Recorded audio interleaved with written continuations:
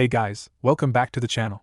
This is a story about what if Naruto Dragon Bloodline kekkei genkai Chunin exams. Before I start, please support for more amazing content, and do consider subscribing to my channel and share this video with your friends. This is written by Phoenix3488 and link in description and support writer. Let's start the video. Prologue. A lone figure sat on the Hokage monument, more precisely on the fourth Hokage's head. A black cloak covered his body from prying eyes. He had pitch black spiky hairs with some fringes hiding his left eye. This was Naruto Uzumaki Namikaze, the sole heir of the Uzumaki and Namikaze clans, two of the most secretive clans in the elemental countries. The Uzumaki originated from the Whirlpool's country. For outsiders, they appeared to be a simple clan. Unfortunately for them, IWA, the hidden ninja village of Earth Country, wiped them out at the start of the Third Secret Shinobi War. The only survivor of the massacre, a girl named Uzumaki Kushina, fled to Konoha, the hidden village of Fire Country. Kushina then became a ninja of Konoha, and a very good one at that. Not overly known like some of Konoha's legends, but she was deadly. She married the fourth Hokage, Namikaze Minato, before dying, leaving behind two twins, a boy and a girl. Unfortunately, the girl, like her mother, was poisoned. She was able to survive the unknown poison, but not enough to get out of the coma she was in. But that is a story for another time. Coming back to the Uzumaki, they were a very secretive clan. So much that none, outside the clan, knew they had a bloodline, more precisely a Dijutsu. The reason it was never discovered was that the pupils didn't change upon activation.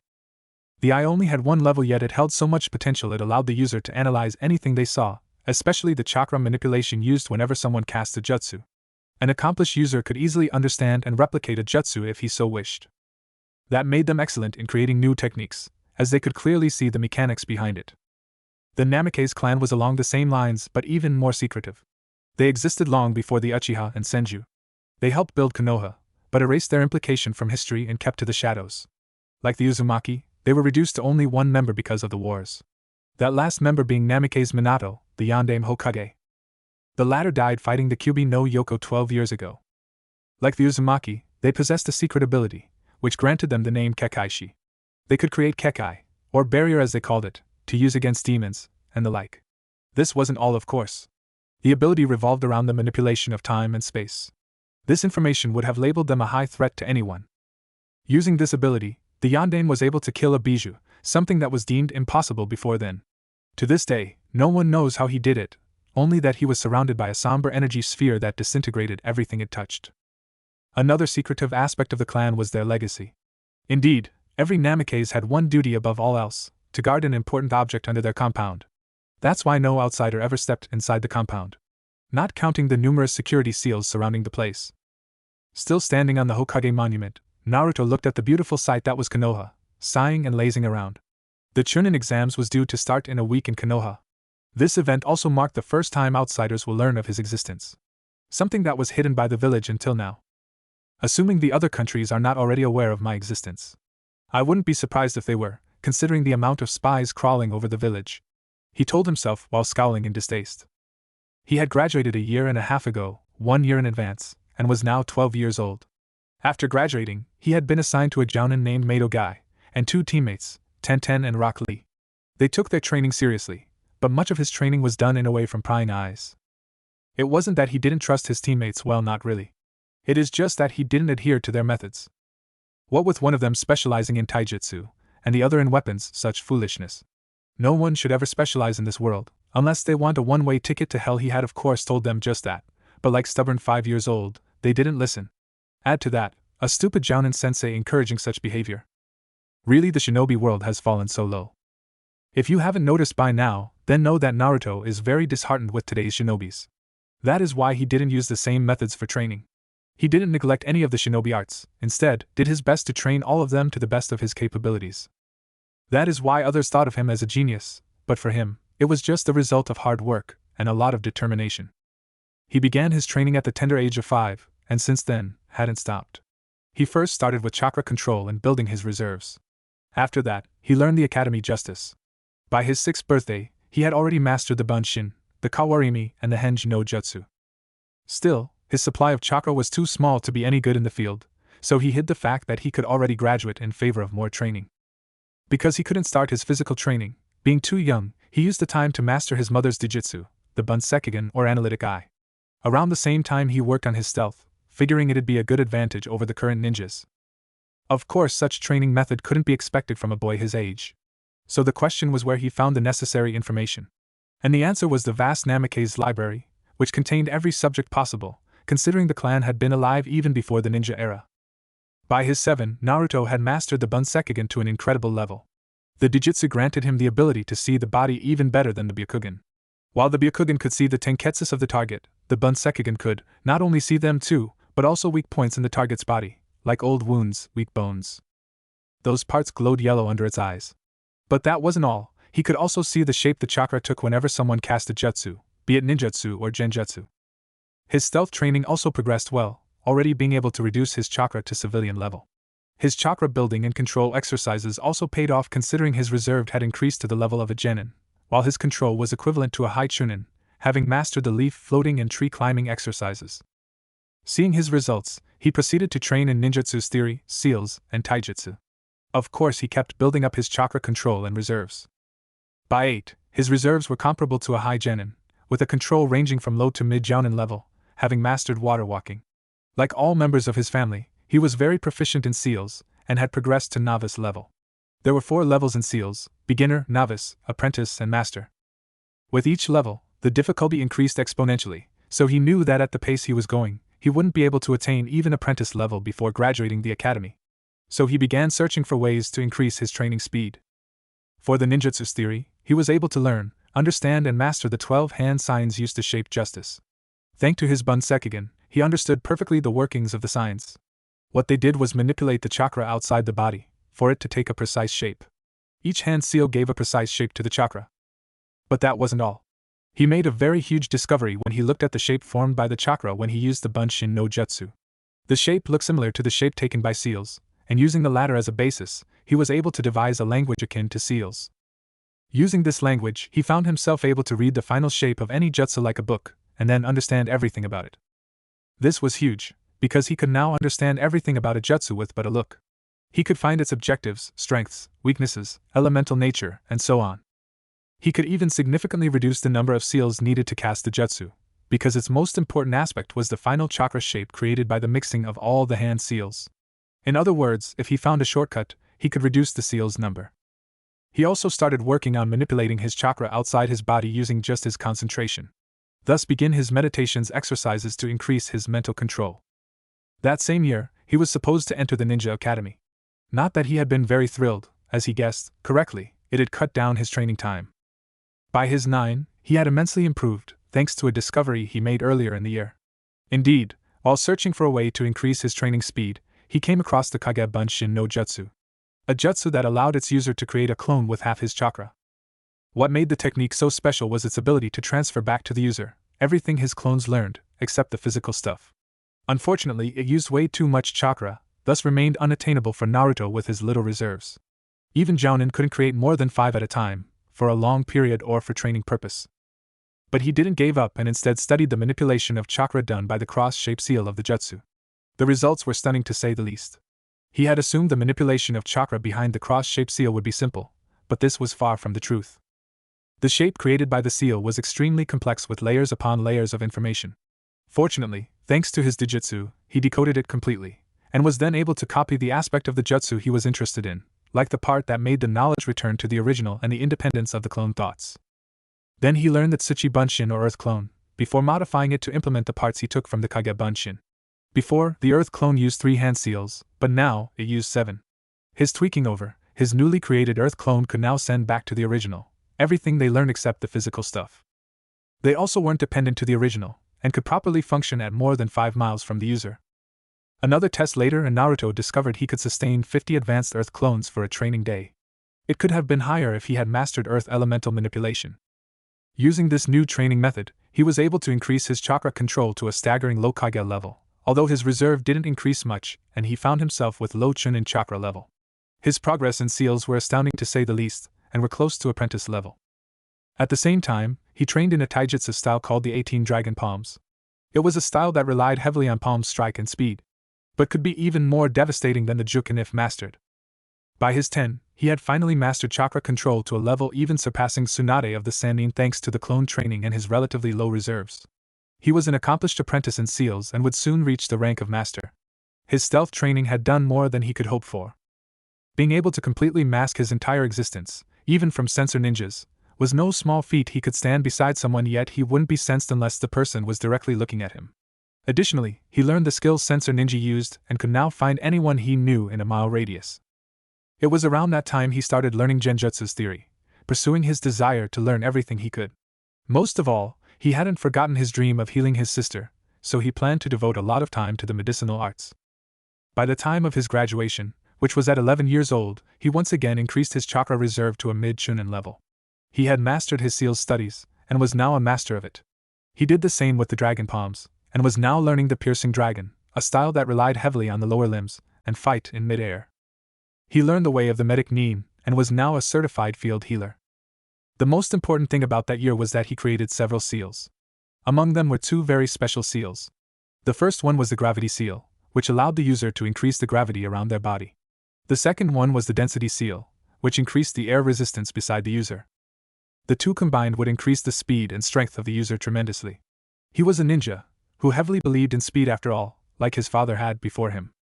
After his graduation, he was assigned to Team 9 with Mato Guy as Jounin Sensei, and Rock Lee and Tenten as teammates. The team had been Genins to this day, which was about a year and a half. During that time, he trained his speed and strength using his seals, and now he was at a level of a high Jounin when it came to it. His chakra level increased to low Jounin. Alone from the prying eyes of his teammates, he learned and mastered his elemental affinities, which were wind and earth.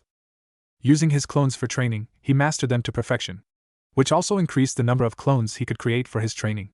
His medical abilities increased extremely well, to the point where only Tsunade of the Sannin surpassed him, so his fellows claimed. He also mastered the second taijutsu style he learned, the piercing dragon. Finally, he started his training in his kekkei bloodline. The training was very complex and was used by generations upon generations of namikes. It involved much meditation and focus training, as the power and resistance of the barrier he created were directly linked to his will and focus. As of today, his barrier could resist a B-rank jutsu at most. But overall, it was very good. Right now, his overall level was about high Chunin to low Jounin, due to his lack of experience. But that was when he fought fairly or in a direct fight.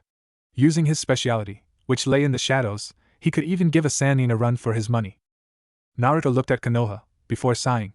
How the mighty have fallen. To think that such an once powerful village would let others trample on them. Soon, I will return it to its glory and then I'd unleash my plan, he thought before sinking into the ground as if he was made of earth too. Suna was one of the 5 great shinobi villages, although considered as the less powerful of the 5. An explanation to this status was the lack of water and food readily available for the villagers. Suna being situated in an arid and sandy area, it was understandable. Another reason for their status was the village lack of number in term of ninja, as they favored quality over quantity unlike other villages. They greatly invested in the training of their young ninjas, which was the reason behind the concept that Suna genin are usually more powerful than the other country's genins. If their status wasn't enough, a little over 4 years ago, the daimyo of Wind Country reduced the amount of missions he gave them. Those missions were lost to Konoha. That didn't sit well with them, as they were then forced to reduce their staff now that they had too many ninjas for too little missions. This in turn decreased their power significantly. It came to a point where they couldn't take it anymore, and when the traitorous Sannin, Orochimaru, came to them, proposing them a very interesting and daring plan to attack Konoha, they leapt at the opportunity. Succeeding in their endeavor would allow them to regain their daimyo's trust and power. As a side effect, deal a huge blow to Konoha, and obtain their deserved revenge. The plan was rather simple: use the Chunin's exams to launch a surprise attack on Konoha.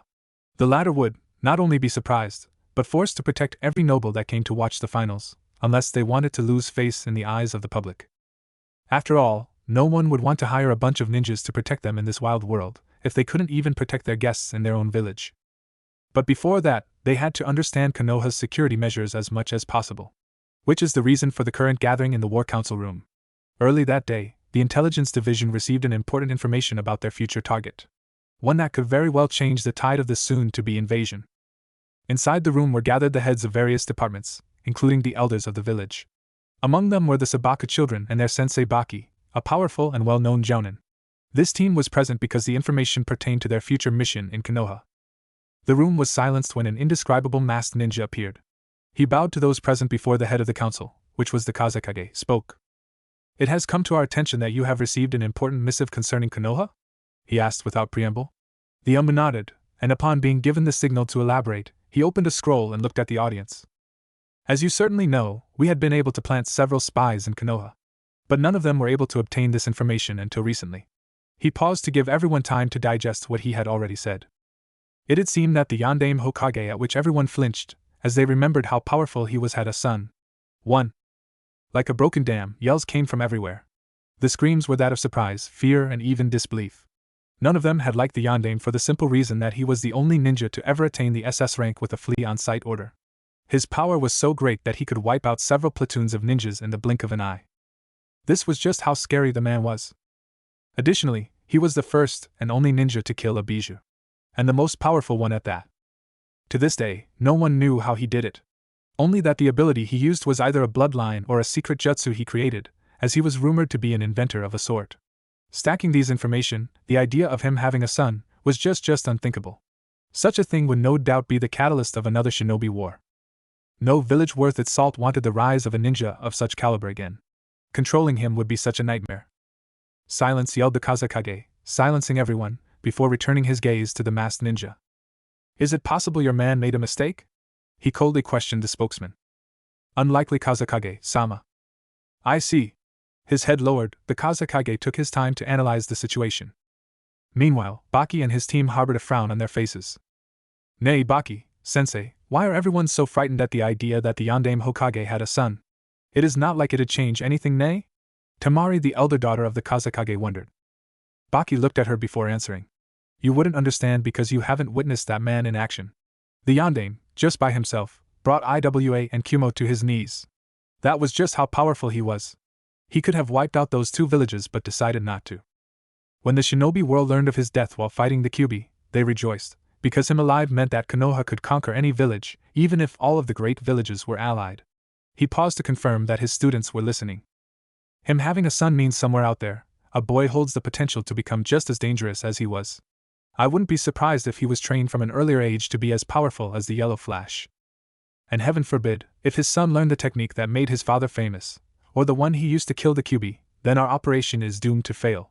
He finished grimly, conveying to the genins just how dire the matter was. At least 2 of them anyway, as the third one with red hair simply shrugged. The Kazekage looked again at the Umbu.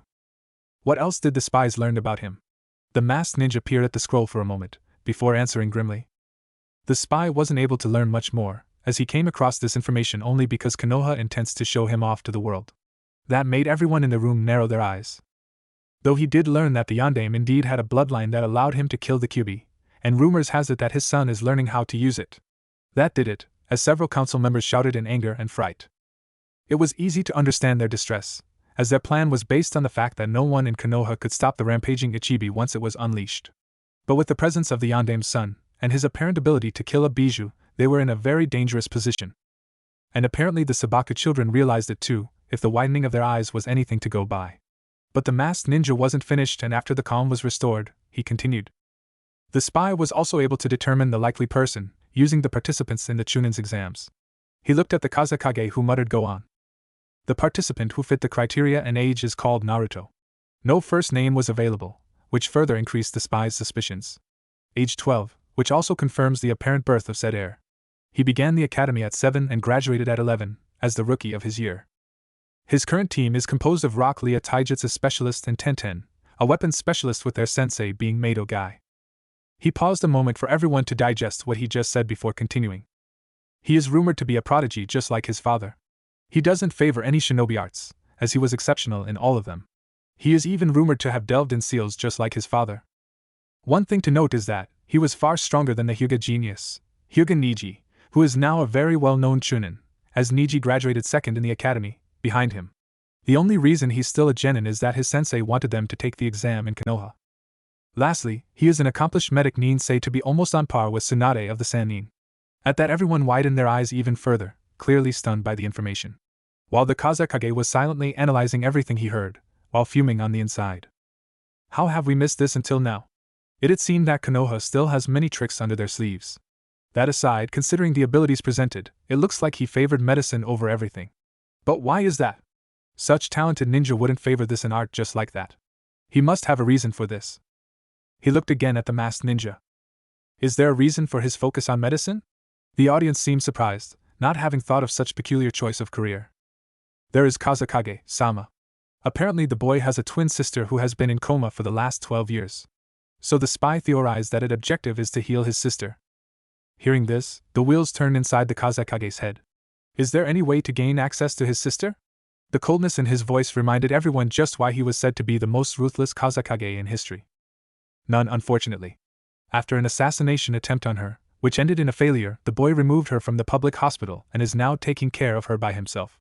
Rumors has it that she is safely tucked in the Namikaze compound, which is not only in an undisclosed area, but also inaccessible by anyone not of Namikaze blood. Finished the ninja, much to everyone's disappointment. But the Kazekage wasn't deterred by that and gazed at the Sabaku's team. Team Sabaku, your new mission during the second part of the Chunin exams will be to learn everything there is to know about the boy, and if possible he looked at specifically at the red-headed boy. Kill him. Am I clear? He finished harshly, to which they responded in the affirmative. You're all dismissed until further notice, the Kazekage said before standing and going out of the chamber in a foul mood. Unknown area close to fire and Rice's borders. At the same time, two people were holding another meeting. One of these people was the most sought-after traitor of Konoha, the snake Sannin Orochimaru. In front of him was his right-handed man Yakushi Kabuto. The object of their meeting was also concerning the recently revealed heir of the Namikaze clan. Kabuto had just finished informing Orochimaru of the Namikaze heir, and to say the Sannin was furious would be an understatement. He was gnashing his teeth, silently fuming. So even in death that bastard of Namikaze spits on me? Not only did he took away my rightfully position as Hokage, but now I learn that his child is alive and kicking. Damn him to hell. If I could, I'd raise him from the dead just to kill him again. Kabuto gave his master a moment to calm himself, before continuing his report. While I couldn't learn much about him, I did discover a peculiar ability of his. It seemed that he's able to sense people around him like a sensor ninja. This was confirmed when I found myself unable to get close to him without being detected. So you should approach him with great caution, if that's your goal. Orochimaru didn't seem to have heard him as the snake Sannin was deep in thought. Waiting for his reply, Kabuto recalled the time he tried to spy on the boy. It was during one of the Namikaze team training session. Because of Mato Guy's presence, he was forced to approach with great caution. It had been difficult, but in the end, he had been able to fool the Jounin's senses, getting close enough to the team to observe the training session. Despite this success, he quickly found out that Naruto was aware of his presence. This was confirmed when the boy had looked pointedly at his hiding position. While Naruto had stayed impassive, he couldn't help but feel like the boy was mocking him, finding it laughable that he tried to sneak behind him. Yet Naruto never mentioned his presence to his teammates, a fact that had troubled him greatly. The boy was simply too hard to read, he had concluded that day. Were you able to ascertain his relationship with the upper members of the village? He heard Orochimaru's question, to which he promptly replied. I was. There is a subtle disagreement between Sarutobi and him. From what I was able to gather, his views of the shinobi world are more aligned to those of Danzo. This could explain the close relationship between the two. Orochimaru chuckled a bit. So Sarutobi wasn't able to convert him to his view. At least he's more intelligent than his father if he was able to escape the Sandame's brainwashing. 2 praise instead of 1 for the Chunin exams. This is getting better and better. Kukukukuku. He laughed creepily before sinking underground, leaving behind a sighing Kabuto. At last he's gone.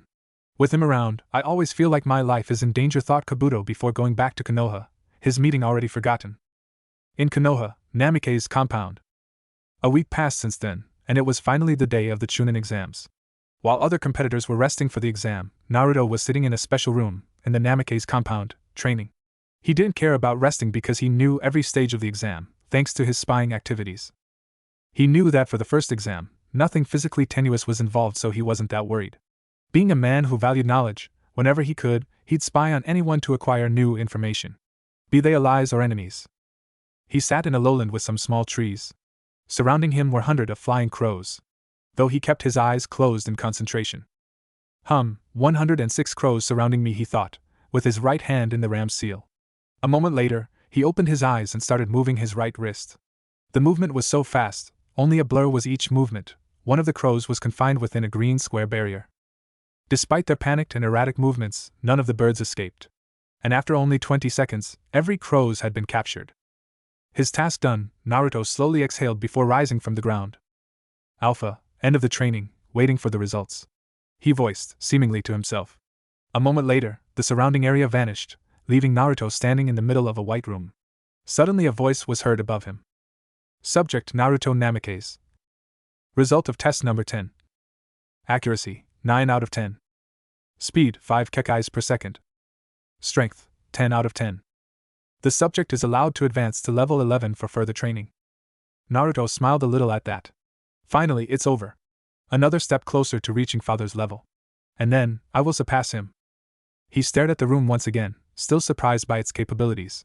The Namikaze, being master of seals, designed this room in a way that it created a sentient artificial intelligence. The latter's purpose was to provide the perfect training method and exercise to the Namikaze clan members. More specifically, to correctly learn how to use their bloodline. The room also sorted the exercises in gradual levels. This way, the trainee was sure to get the training adapted to their level. While Naruto didn't know the last level of this program, he knew that his father last recorded level was 25. He was using this as a basis to know which level he needed to reach until he deemed himself strong enough. With his training completed for the day, he went back to his room to clothe himself. He wore black umbu pants, with a black sleeveless muscle t-shirt. Above it was a black jacket. Finally, he had a fingerless glove on his right hand. That was to hide the symbol of a Namikaze there that was on his palm. He didn't want anyone to see it, considering the number of people out there who would recognize and understand its meaning. Finally ready for the day, he stepped out of his compound and moved toward the rendezvous point he and his team agreed upon. In front of the ninja's academy. Lee and Tenten were waiting for their third teammate Naruto, in front of the academy building. While waiting, they thought about their accomplishments, since they became a team. First was Tenten. She was probably the weakest of the team, but despite this, she was still very powerful by Genin standard in her opinion. But she also knew that Naruto found her and Lee weak. And he had made his thoughts well known. She specialized in weapons fighting, something her teammate disagreed with. But what could she do? Unlike clan members, she didn't have special abilities. She was average in genjutsu and taijutsu, thanks to Guy. But that was it. Because she was an orphan, she was forced to train by herself, considering Guy was a taijutsu specialist, not really her strong point. She had always wondered why she had been placed in such a team. The Jonin sensei couldn't train her, and she had come up with the answer that the higher-ups didn't think she would amount to anything, and didn't want to waste resources on her. She still remembered Naruto's parting words the first time they trained together. You always say that you want to be as powerful as Tsunade of the Sannin. Do you think that she became that powerful by specializing so much in one area? Nevertheless, you really should be more cautious about who you want to emulate, always saying that Tsunade is the best, and yada yada. It could come to bite you in the end. Even now, she still didn't know what he meant by that. In regard to Lee, he was a taijutsu specialist. Born with the curse of not being able to use chakra for ninjutsu, he has been mocked and ridiculed by his peers in the academy, and was called dead last. This left a profound mark on his psyche, more than he knew at the moment. Since becoming a member of Team 9, he was given special training by Guy, and had progressed extremely in taijutsu.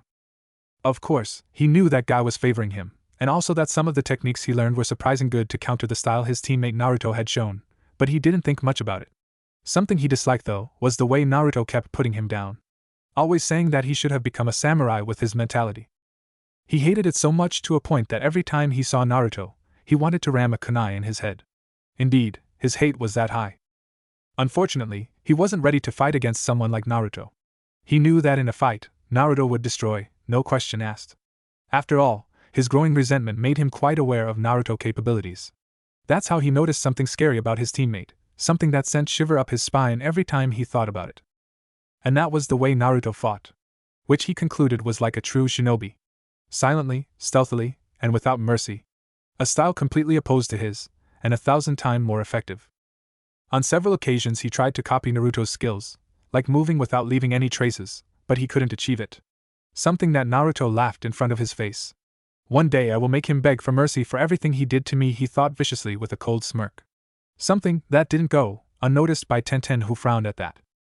They were about to enter the academy without Naruto when a person appeared in front of them, silently as always. I didn't make you wait too much, I hope. Naruto with emotionlessly. His teammates simply shrugged before they made their way to the examinations room. A few minutes later, Tenten and Naruto were waiting just behind the door of the examinations room for Lee. Just a moment ago, they came across Team 7 composed of Uchiha Sasuke, Haruno Sakura and Sai. After a little altercation with some Chunins, Lee asked them to go ahead, and that he would follow. Of course, Naruto immediately knew that he wanted to fight the Uchiha, a big mistake in his opinion. That is why he sent a clone to spy on them. That is how he knew that his fight against the Uchiha was rather short, with Lee easily the winner.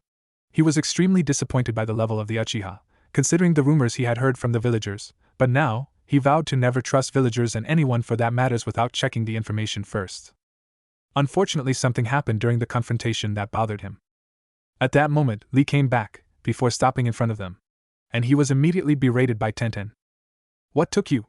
she wondered, glaring at Lee, who raised his arms in defeat. Ma Tenten-chan, I was just testing something." "And you couldn't test it before the exam?" "Nah, but now everything is fine, we can go kick some asses, nay Naruto?" He finished, looking at Naruto smiling. But the boy could tell that it was faked, something that made him narrow his eyes. He turned without even glancing at Lee, walking towards the door, but just before opening it, he addressed Lee. "I knew you were stupid, but this is the icing of the cake. You used the Kage Bio against an Uchiha while he had the Sharingan activated. What do you think happened?" At that, Lee's eyes widened. "Oh shit, I forget about the copying ability. Damn, I just gave him my technique," thought a frustrated Lee, before looking back at Naruto as if he had a revelation. How did you know about my fight with the Uchiha?" he asked, which shocked Tenten. "He fought the Uchiha? Is he mad?" she thought. Naruto, still not looking, answered, "It doesn't matter how I know. What matter thought is the fact that you gave away information about me," he replied icily, while turning around to look at Lee in the eyes. "I don't care if you give information about yourself to possible enemy, but when you start giving them on me, then it concerns me." Each words were said with such a flat voice that even Tenten was frightened. Despite this, she couldn't help but notice that Lee wasn't cowed in the least. "What happened to you, Lee? You've become like this ever since our last mission in Rice Country," she thought sadly. "This led me to believe that you had an ulterior motive in giving him that information. Like you wanted to attract attention towards me?" said Naruto. At that moment, Lee's eyes squinted a little, almost unnoticeably to anyone. But unfortunately for him, Naruto wasn't just anyone and saw it. "I see," he said slowly, before reaching a pocket on his jacket and retrieving a black scroll with the Lee's initials on it. That stunned his two teammates, having an idea of what it was. "You remember when I said that I was looking into your disability to find a way for you to use chakra?" Naruto questioned a stunned Lee, who nodded. "Then you will be glad to hear that I finished it some times ago. I was just waiting for you to give me a good reason to give it to you. But after what you just did..." Suddenly, Naruto sent chakra in a special spot on the scroll. Immediately, said scroll bursted in flames, before leaving only ash. This happened in front of the shocked eyes of both Tenten and Lee. "I hope for your sake that we aren't put against each other in this tournament," said Naruto, whirling around and leaving the two still shocked teens. After a moment, Tenten too left, leaving Lee alone. Soon, though, the shocked look transformed into a wicked smirk. "As if I care about what you think of me and that stupid scroll, for that matter. Someday I will make you pay. And this day will come sooner than you think," he thought before following his team inside the room while touching his chest, smirking at what he felt just above it.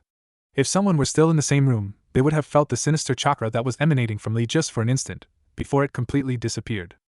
Chapter 1: Orochimaru's Shock. Team 9 stood in front of their assigned gate, one of the entrances that led to the Forest of Death. They were waiting for the signal that would announce the start of the second part of the Chunin exam. Silence reigned there as they kept their mouths shut. But that was to be expected. After all, they weren't hailed as the strongest genin team of Konoha for nothing. They knew when to joke around and when to be serious. And in this case they had to be serious. The first part of the exams was interesting to say the least, despite being uneventful. Nothing worth mentioning happened. Unless you were named Naruto. He was, after all, an information-gathering specialist. During the test, he gathered much information that would prove useful in the near future. The test consisted in displaying your ability to retrieve secret information from an enemy without being caught or detected. Said enemy could be anything, ranging from a civilian to a ninja. Of course, the Chunin examinee needed to understand the goal of the test in the first place, before even trying anything. Only then was he required to design a ploy to acquire said information by any means necessary, like stealing or cheating. In this case, the information was the answers to the written test given to them. During the test, Naruto had observed the methods used by foreign and local ninjas to cheat, and was sorely disappointed. None of them used a completely undetectable method. The most disappointing, though, was the fact that the Uchiha and the Hyuga weren't disqualified for using their dojutsu, which was clearly visible for anyone to see. But it was to be expected with a village favoring those with bloodline limit. It was a little ironic considering the fact that he himself had been, and still was favored because he had a bloodline. Anyway, before the start of the exam, a genin by the name of Yakushi Kabuto, which Naruto recognized as the one who tried to spy on him and his team in the past, gave the other Konoha genins information about the ninjas taking part in this exam. More specifically, Sabaku no Gaara from Suna and Rock Lee from the Leaf. When the Uchiha pried for information about Naruto, the latter immediately used a modified kawarimi to vanish the card containing information about him, thoroughly disappointing more than one person in the room. The action went unnoticed, and in the end, no one was able to find anything on him. And finally, during the written exam, he noticed two ninjas spying on him. The first was the female ninja on the sand team, while the other was a grass kunoichi. Using his Bunsakigener analytic eye, he learned that the grass kunoichi wasn't who she appeared to be, but someone else, because he could see behind her face, the face of Orochimaru the snake Sannin. That disgusted him thoroughly. He almost lost his lunch there because of it. Nevertheless, he used this great opportunity to analyze the snake Sannin, hoping to find any weakness or something about him that could help should he be forced to fight against him. He also took care of memorizing his chakra signature, so he could track him easily or be aware of his presence in the vicinity. Team 9 regained their awareness when they heard a high-pitched sound that seemed to come from everywhere. It signaled the start of the second part of the exam. Around the same time, the gate in front of them was swung sideways, giving them a clear view of the forest of death. "Okay guys, let's go," Lee yelled enthusiastically, before the group jumped on the trees in front of them, to quickly move through the forest. They had already come up with a strategy, which consisted in following Naruto as he guided them to one of the closest team, so that they could steal their scroll. The three were jumping from trees to trees rather quickly, and for anyone who happened to look at them, only a blur would be discernible. They moved like that for a little over 20 minutes before Naruto abruptly stopped, forcing the others follow suit and look around for any threats. When they found none, they stared at Naruto, who was still looking ahead with a frown on his face. "Why have you stopped?" Tenten asked Naruto with a questioning look on her face. "Still looking ahead," he replied. "There is a ninja's team approximately 100 meters from here." "Then why have we stopped that far away?" Lee asked in surprise. Naruto thought for a moment on the way he should answer before making his mind. "Simple, one of them has some talent as a sensor. If we kept moving toward them like we did, he would have sensed us and immediately alerted the others of our presence. Or rather both of your presence, considering you two lack the necessary skill to hide your energy." At first, the two nodded their head in understanding, but when Naruto mentioned their shortcomings, they clenched their fists a little in silent anger. "That bastard," were their thoughts. "Then what are we supposed to do then, oh great one?" The sarcastic tone wasn't lost by anyone, prompting Tenten to muffle her giggles. Naruto didn't pay any mind to it, and calmly moved forward. "Simple, oh lower one, I will take care of that." Just before he disappeared, leaving no trace at all, not even a smoke, simply nothing. That shocked the two to silence. "He is improving every day. At this rate, I won't ever catch up to him," thought a frustrated Lee. Tenten also thought something close to it, but let it go. With the foreign team, Takeshi was a very practical and underhanded ninja. He used everything at his disposal to reach his goals. One of those was to become the leader of AIM country. He knew that to reach such position, he'd have to become not only very powerful, but somehow acquire several supporters. Unfortunately for him, his plans went down the drain for one simple reason: Pin. He hated that name so much. To him that name was the worst thing in the whole world. Oh, he had hated many things in his life. He had despised his parents for not being members of a great clan. He had despised his father for being a weak-hearted fool who couldn't stomach war and abandoned the ninja force. He had despised ninjas from clans who looked down on him. Most of all, he had hated himself for his lack of bloodline. Yet nothing compared to the hate he held for the name Pain, although hearing that name brought him a feeling of fear and many more. But he was right to fear that name, or rather the owner of that name. He had been disgusted at first by Hanzo the Salamander's defeat at the hand of the supposed god of Aim Pain. What disgusted him was the fact that someone as legendary as Hanzo couldn't even beat a rookie upstart as he had thought Pain to be. But those thoughts were quickly dismissed after witnessing said upstart murder in cold blood anyone related to the late Hanzo. Be they children or women, he killed them all, leaving no one alive. If you were among Hanzo folds, you were immediately executed. The ruthlessness of that event brought him back to the reality, and he immediately switched side as many others did, as they knew they had little to no chance of beating someone that could level their village instantly. No matter, he still kept his training as if nothing happened. After all, his motto was and still is the strong dominate the weak. So when he was given the mission to gather any available information about the newly revealed heir of the Namikaze clan, he jumped at the chance to prove himself and further advance in rank. His team and he were calmly walking in the forest without a care in the world. After all, they may be genin officially, but truthfully each of them was at least mid-Chunin. They were walking in a triangle formation, with Takeshi in the front and the other two behind. Suddenly, he heard a rattling coming from the bushes on his left. Listening to their hard-gained reflex, the three turned their heads towards the sound to see a squirrel. Unfortunately for them, by turning their head, they completely opened their right side, and it was with no surprise that 3 senbons flew to their exposed neck. They noticed the sound too late, because senbons didn't make as much sound as kunais. The senbons pierced their neck in a specific pressure point, immediately putting them in a false state of death. But because of the poison coated on the weapons, they quickly suffocated to death. They died not even knowing why, how, or who killed them. The only thing they had in mind at that time being what is a squirrel doing in a forest like this. And then, a shadow fell just beside the bodies, before going through their belonging, finding the heaven scroll. The shadow also quickly took every weapons they had, which disappeared in a puff of smoke. Then it quickly did hand seals before a stream of fire erupted from his mouth, burning the bodies to ash. And as if it wasn't even there, the shadow disappeared again, having removed any traces of a fight in the area. With Team 9. Naruto was gone for a little over 20 minutes and Tenten and Lee were still waiting for him to come back. They were about to move toward the foreign team, when a shadow fell from a tree, just behind them. They whirled around, kunai in hands, before they sighed when they recognized the shadow as Naruto. "What the hell? I told you to stop doing that!" yelled Tenten as silently as she could, not wanting to reveal their position to anyone. Naruto just looked at her apathetically, before he removed a rather large scroll from his back. It was a heaven scroll, unfortunately. His teammates, seeing he wouldn't elaborate further, just nodded with a shake of the head. "Okay, let's move to the next target then. Maybe next time we'll get lucky," Tenten said before jumping to a branch, quickly followed by her two companions. Outside, Lee appeared calm while following his teammates, but inside he was in turmoil. He still couldn't wrap his mind on the way Naruto fought. Not even a sound or anything signaling that a battle was taking place were his thoughts. He had always known that Naruto was dangerous, very much so, but until now, he hadn't realized just how much. He decided to let it go for now, focusing on finding an earth scroll to pass this exam first. Hokage Tower. Walking casually in the hallway of the Hokage Tower was a man easily recognizable. He was of average height, and had the right part of his face wrapped in medical bandages. The left part of his face was unblemished, showing a hardened face. And the look in his eyes could freeze even a dead man. It was the look of someone who had witnessed everything possible, especially the dark side of humanity. He also had his right arm encased in a cast, showing that he either had a fractured arm or an unusable one. All in all, he looked quite like an actor in a horror movie. He was walking steadily toward his destination. Before long he stopped in front of a rather beautiful door, decorated with different jewels. Beside the door stood another office, where a woman was positioned. He looked at her, and said without preamble, "The Hokage is expecting me."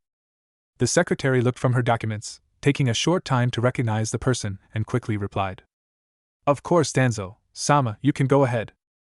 Absent-mindedly nodding, he knocked upon the door. Once he heard the permission to enter, he wasted no time in pushing it open, and moving inside, the door closing behind him. Inside the office, Sarutobi was speaking with his advisors when he heard the knock at the door. Knowing who was behind it, considering they had an appointment, he allowed the visitor to come inside. Upon seeing the person in question, he couldn't help but be reminded of the reason why everything went to hell 7 years ago. Hamura and Kohara didn't miss the sad look on Sarutobi's face, but chose to stay silent, considering the meeting they were about to have. "Greetings Hokage, Dano, Koharu, Dano, Hamura, Dano. It has been a long time since we convened together," begun Danzo. "Indeed it has, Danzo, Dano. Indeed it has," answered Koharu for the three. "So what can I do for you? After all, there must be a very important reason for the three of you to organize such a meeting," continued Danzo, opting to put any banter aside as he was a very busy man. The three were silent at that, not having expected Danzo to go straight to the point. Usually, the latter would try to get around the topic to distract his opponents. Because they all knew that any kind of conversation between them was the closest thing to a ninja battle. They still regained their composure though, before Sarutobi took charge of the meeting. "I'm sure you already know what this meeting is about." Danzo sighed at that, having expected such a thing. "You still blame me for what happened between you and the Namikaze, don't you?" "Are we wrong to do so?" answered Hamura this time, the frustration clearly visible on his face. "Need I remind you all that it was the three of you who used that seal on him in the first place?" said Danzo, still as calm as ever. "Or maybe you forgot just how happy you were to have another Namikaze in your clutch, to the point of showing off in my face?" At this the three stayed silent, contemplating his words. Oh, they knew it was their fault for everything that happened, but they simply didn't want to admit their mistake. Especially when it had such after effect. "Regardless of what happened in the past, we'd like for you to distance yourself from Namikaze-san." This time it was Sarutobi who talked, frostily gazing at Danzo, hoping to make him lose composure or at least his tight control over his emotions. But he was having no such luck. "You seem to think that I am forcing him to do whatever it is you are thinking. Last time I remember, it was him who sought me out and not the other way around. I didn't try to approach him. He came to me. And for a simple reason. At this Danzo smirked a little, which caused those present in the room to narrow their eyes. And what possible reason would a child like him have to seek you out? Sarutobi shot. Danzo took his sweet time to answer this. He liked to play around with his former teammates. It made him feel in control of everything. Be in control. That is what he strived for. He wanted to be in control of everything. He didn't like surprise, one of the reasons he created a spying network that almost rivaled Jiraiya's own. Seeing the restless look on the Hokage's advisors and knowing they were at the limit of their patience, he finally answered. The reason he came to me is that Namikaze and I are alike. Seeing the confused look in Sarutobi's eyes, he proceeded to elaborate. Namikaze, like myself, thinks that there cannot exist peace in this world. That no matter what, wars will always exist. The only thing we can do is push back the inevitable. He, like myself, saw the way your policy was weakening our village. To take action against this, he did the only thing sensible at the time. He sought after someone, in the higher echelons, who shared his outlook of the world. That is how he came to me. Not because of any manipulations I did, but because of your lack of an adequate policy. He finished looking at the three in front of him with a small smile. The three were stunned to hear this. They had always wondered why Naruto, the son of the Yondaime Hokage, a man who strongly advocated against wars of any kind, was doing with a man like Danzo. A man well known for his love of wars and struggles. And to hear that it was simply because of the same outlook they had on how to run the village was mind-blowing. The three looked at each other, having a silent conversation just with their eyes. If someone understood them, they would sum their conversation with a "we'll convene about this later." Unlike you, there are others who don't like to go to war. War takes many lives, too many. And for what? A simple struggle between two countries or even two persons. Is it not because of this policy that our economy bloomed? You are talking about it as if this policy hasn't showed its worth, countered Sarutobi, to which Danzo answered by. You mean, like the incident between the Hyuga clan and Kyumo? Need I remind you just how you choose to sacrifice one of our own even though Kyumo was clearly in the wrong? At least, it allowed us to escape a war that we had little chance of winning in our state. Sarutobi fired back. Don't kid yourself. You very well know that if it had come to war, we'd have won, simply because their Jinchuriki killer bee wasn't yet as powerful as nowadays, same with their Kage. That is just a reason for you to justify your inactions. Speaking of which, remind me what were the consequences of your decisions again? Said Danzo with a sneer. Seeing that none of the three were willing to answer, he answered his own question. We lost a good chunk of our customers, because they thought we were just all talk but no actions whatsoever. Because of this, several minor villages increased their attacks on us thinking our village was weak and trying to take us out. And as always, who got us out of this situation? Root, said Danzo, snarling at the end. Having lost any kind of control over his emotions. Just like before, the three stayed silent. What could they said? After all, everything Danzo said was the truth.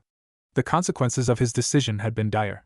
The only reason they had recovered from this was because of what happened with Kyuzugakure. After that event, not only they got their customers back, but also no one wanted to mess with them anymore. Anyway, unlike you, I have other things to do. So if you will excuse me now, said Danzo, rising from his chair, before walking toward the exit when Sarutobi said, If you are manipulating Namikaze-san, I will find out and make you pay dearly for this. Danzo, hearing this, didn't even look back at Sarutobi but answered anyway. You are so focused on finding a way to take back Namikaze. Always thinking that I'm the one manipulating him.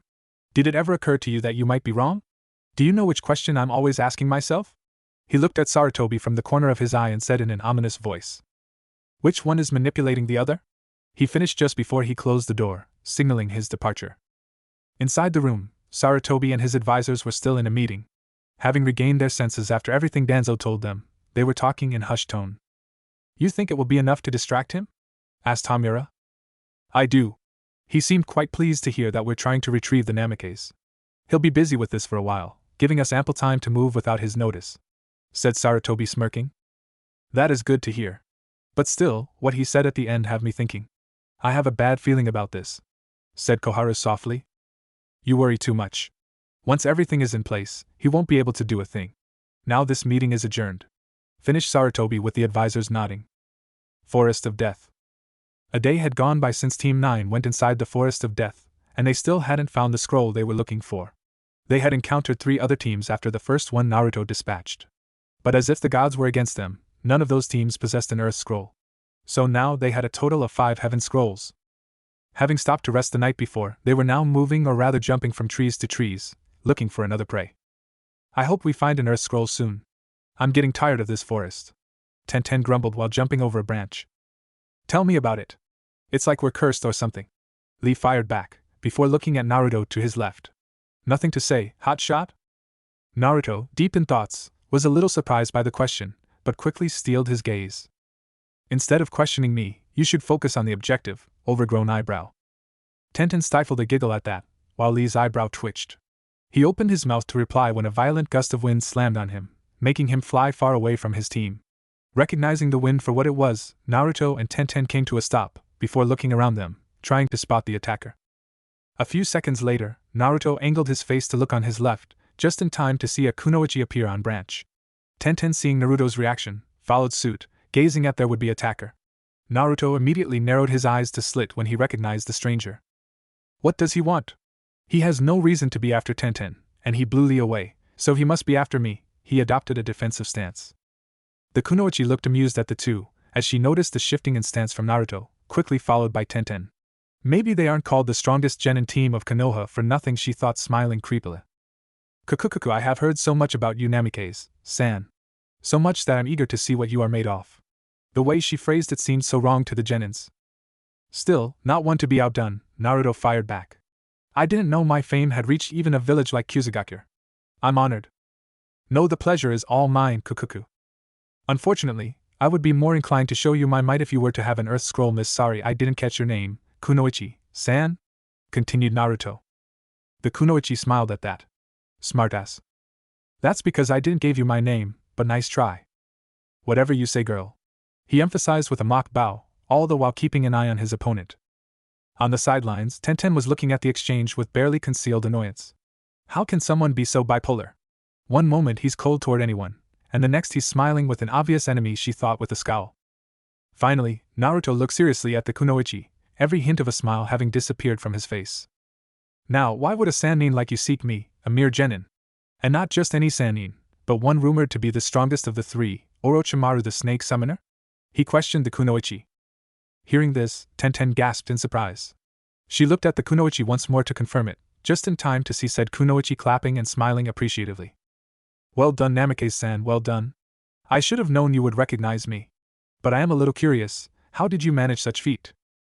The newly revealed Orochimaru said, before adding a little killing intent at the end, to prompt his targets to answer.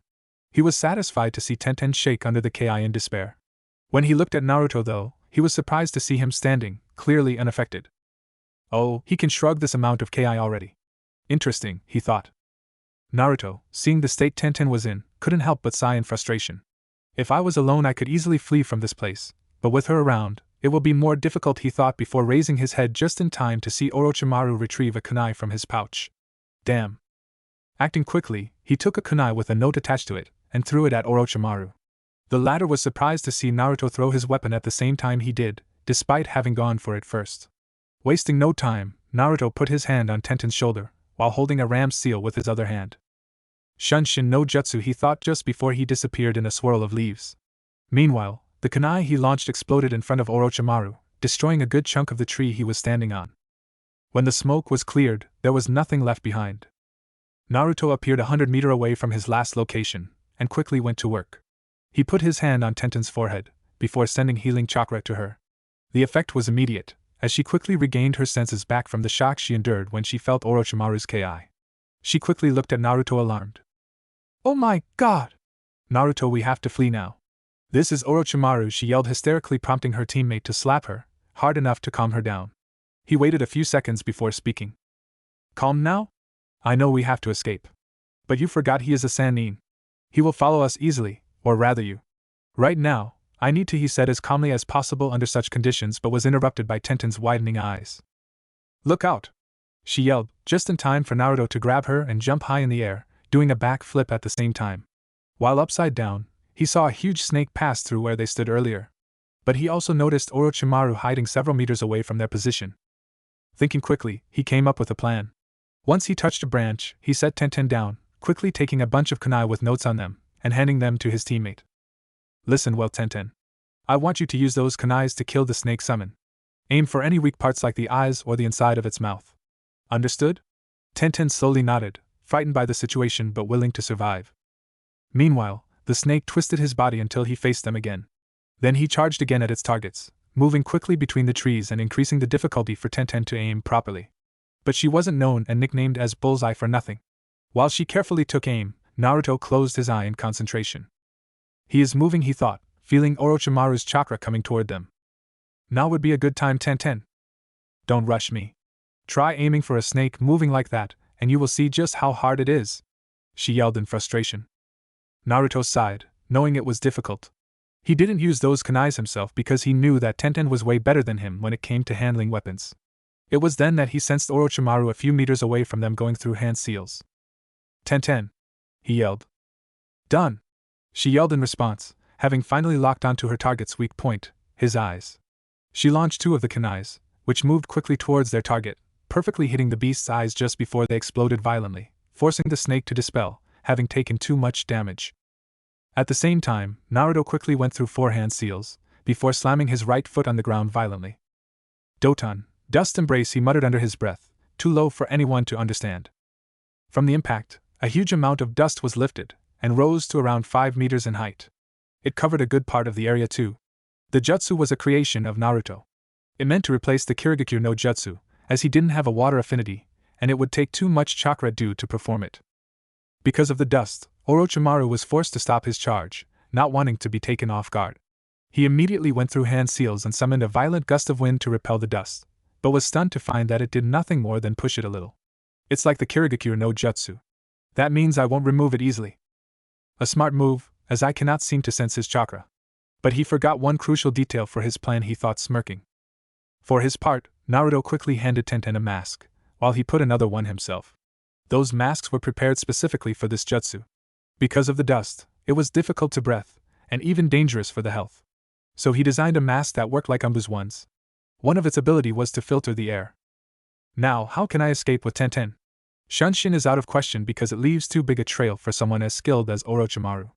I could use my special jutsu that allow me to melt with the earth, but I never tried to use it with someone in tow. What about a modified Shunshin? He thought furiously. He was interrupted though, when he sensed Orochimaru charging toward their exact position, alarming he. How does he know where I am? I'm sure he cannot sense my chakra, and I didn't make any sound. He cannot follow me by smell because of the dust, so how? He tapped Tenten's shoulder, urging her to move. She quickly executed herself and took off in a random direction, with Naruto not far behind. That's it. He must be following us because of Tenten's chakra. Damn, seem like I don't have a choice. He quickly stopped Tenten, who looked at him with a questioning look. Then he did 7 hand seals very quickly. Tsuchi Bunshin, he muttered, and a clone took shape on his left. The clone wasted no time in grabbing Tenten's hand and moving through one-handed seals quickly. A dozen or so seals later, he finished with a one-handed ram seal and muttered, Futon Fujin. Almost immediately after, the clones and Tenten's body were transformed in wind, before they disappeared, leaving no trail of chakra behind, as it was completely different from Shunshin. Instead of turning into chakra, which was why everyone could sense someone using Shunshin, the user turned every parts of his body into the element wind. He thought of this jutsu just now and was happy that it worked. Meanwhile, Orochimaru, who was moving in the dust by locking on Tenten's chakra, was stunned to feel it suddenly vanish. What happened? How could she disappear so suddenly? He thought, frustrated. On the other hand, Naruto finally smiled in glee. Now that she's not here anymore, I can finally fight the way I like. First thing first, I must stop this dust. It's consuming my chakra way too fast, he thought, while slowly sinking into the ground, his body gradually transforming into earth. This was currently his most dangerous jutsu, one he created himself. Like the technique Fujin he just created, it was based on a single principle. Normally when ninjas used jutsu, they manipulated chakra outside the body to affect the nature around them. But thanks to his Bunsekigen, he was able to design specific one-handed seals that manipulated the chakra inside the user's body. It was very dangerous, so he thoroughly tested each jutsu he created by using this principle. He made an exception earlier, because of the situation they were in. Anyway, this particular jutsu allowed him to turn his body into earth, thus allowing him to fuse with every physical material, and move around very quickly. It had the side effect of completely erasing his existence, as he became nothing more than a part of the nature. Just before he was completely swallowed by the ground, 2 Tsuchi Bunshin formed and then moved toward their target, while the original stayed inside the earth, observing calmly the whole fight in a safe place. Now let me see your secrets, Snake Sanin. A few meters away from Naruto, Orochimaru was looking for his target in frustration, as he couldn't sense Naruto at all. Kabuto wasn't kidding when he said the boy was a demon in stealth. To think that a Sannin wouldn't even sense a mere genin, he was quickly losing his patience as time went by. Suddenly he sensed a barrage of flying weapons coming toward his position, fast. He moved to the side, escaping the senbons he saw pass by him. Another barrage came from behind this time, so he quickly jumped to a branch to take higher ground. Boom! The branch he jumped on exploded, severely damaging him, as he never noticed the exploding note on it, thanks to the reduced visibility. Once the smoke was lifted, only mud was left behind, indicating that Orochimaru was only a clone. One of Naruto's clones, standing upside down on a branch side. He had expected such thing anyway, so he looked for the real Orochimaru, only having to stop feeding chakra to his feet to fall on the ground. Just in time to escape a flamethrower that incinerated the tree he was previously standing on. But it did allow him to find his target position, and quickly move toward his prey.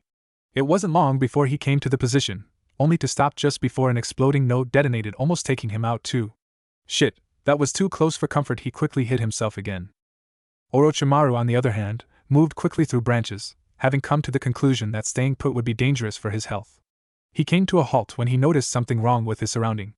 "Kekkei," he yelled, just in time to dodge a saban that flew by his neck. Damn, I didn't even notice he put me in a genjutsu. He almost had me there, he thought before throwing shurikens toward the clone he located while moving through hand seals. "Shuriken Kage Bunshin," he muttered, just before the shurikens transformed in a black rain of weapons. It was then that he heard something that sounded like Doton, Earth's dome. He saw the way the earth moved to form a dome of solid earth, protecting the clone from the rain of shurikens. Not deterred, he went through hand seals again before muttering "Katon, carrier Enden," before releasing a huge stream of fire on the dome, heating it, before it disintegrated, incinerating anything inside. Unfortunately, he was forced to stop the jutsu when another Naruto appeared behind him and slammed several times, his palms on his torso. He was propelled toward a tree, and slammed on it. And like before, it turned into mud. The clone, seeing this, said out loud, "Shit! I am dead!" Indeed, said a voice behind him, before he was violently punched in the face. But Orochimaru was surprised when the Naruto turned in mud also. Mud clone too, he thought just before he went through several hand seals. "I think I have played long enough."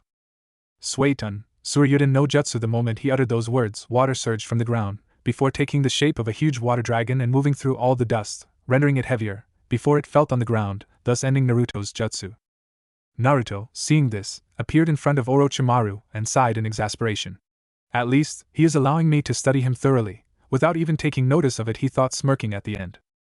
Orochimaru, seeing the smirk, went through some hand seals quickly, before slamming his palms on the ground yelling, "Kuchios no Jutsu." A giant puff of smoke covered him entirely, masking him from Naruto. The latter tensed after recognizing the jutsu as summoning jutsu tch. I gambled on the fact that he wouldn't use high-costing jutsu, considering he could easily be sensed by Umbu. Because of this, he thought, more surprised than worried. When the smoke was lifted, Orochimaru was standing on a rather large snake with huge scales that appeared to be very strong. He looked at his target, licking his lips in glee. "Show me Namikaze, show me what your blood is capable of," yelled Orochimaru insanely before giving the signal for his snake to charge his target. The snake obeyed quickly by sliding towards Naruto, like a predator after his prey. Unfortunately for it, in this case, no one could safely say who was the predator and who was the prey. Naruto, not wanting to waste energy dodging the snake, quickly slammed a smoke bomb on the ground, hiding him. When the smoke was cleared, he was gone completely. Much to the ire of the snake Sannin, who was looking everywhere for him. It was only thanks to his many years of experience and hard-gained reflex that he was able to dodge a rain of senbons that slammed on the scales of the snake, but fortunately, didn't affect it. Using the direction in which the weapons came from, he looked up, just in time to see Naruto about 50 meters in the sky, going through hand seals at an unprecedented speed even for him. Naruto finished his hand seals for a jutsu he just thought, before extending his right palm in front of him, directed at Orochimaru and his snake. He whispered to himself, "Futon, Buddha's palm." And just like that, the pressure of the air above his target multiplied tenfold, and slammed on Orochimaru and his snake with such force that it left a giant handprint on the ground. The snake was completely obliterated and dispelled itself, while at the last second, Orochimaru pulled a Kawarimi, escaping the attack, but not without suffering a little from the sudden change in pressure. "What the fuck was that? I've never seen such jutsu before. Kokukuku interests me even more." Namikaze Naruto thought, the traitor Sannin, before looking at the still airborne Naruto. Not wasting any time, he launched 3 kunais at him, after enhancing them with wind chakra. But he was disappointed when, instead of hitting their target, Naruto dodged them easily by maneuvering in mid-air using wind manipulation. He couldn't help but be in awe at what a genin was capable of, but quickly got back to the matter at hand, and used a burst of speed to jump in the sky and appear above Naruto, who had his back on him. Perfect kukukuku. Everyone looking at the sight would have automatically assumed that it was the end for the boy, as he couldn't see the incoming Orochimaru, but they wouldn't take into account the fact that Naruto improved his Tsuchi Bunshin so much that now, he could easily share his senses, sight, hearing and the likes, with his clones. So it wasn't surprising when the free-falling Naruto saw Orochimaru above him, thanks to the sight of the real Naruto still fused with the ground and watching the fight.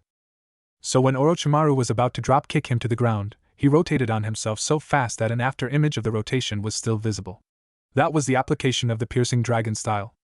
Instead of Orochimaru slamming his kick on Naruto, the latter kicked the offending leg to the side, before rotating again and then slamming the same leg straight in Orochimaru's face. He wasn't surprised when Orochimaru disappeared in the form of crumbling dirt.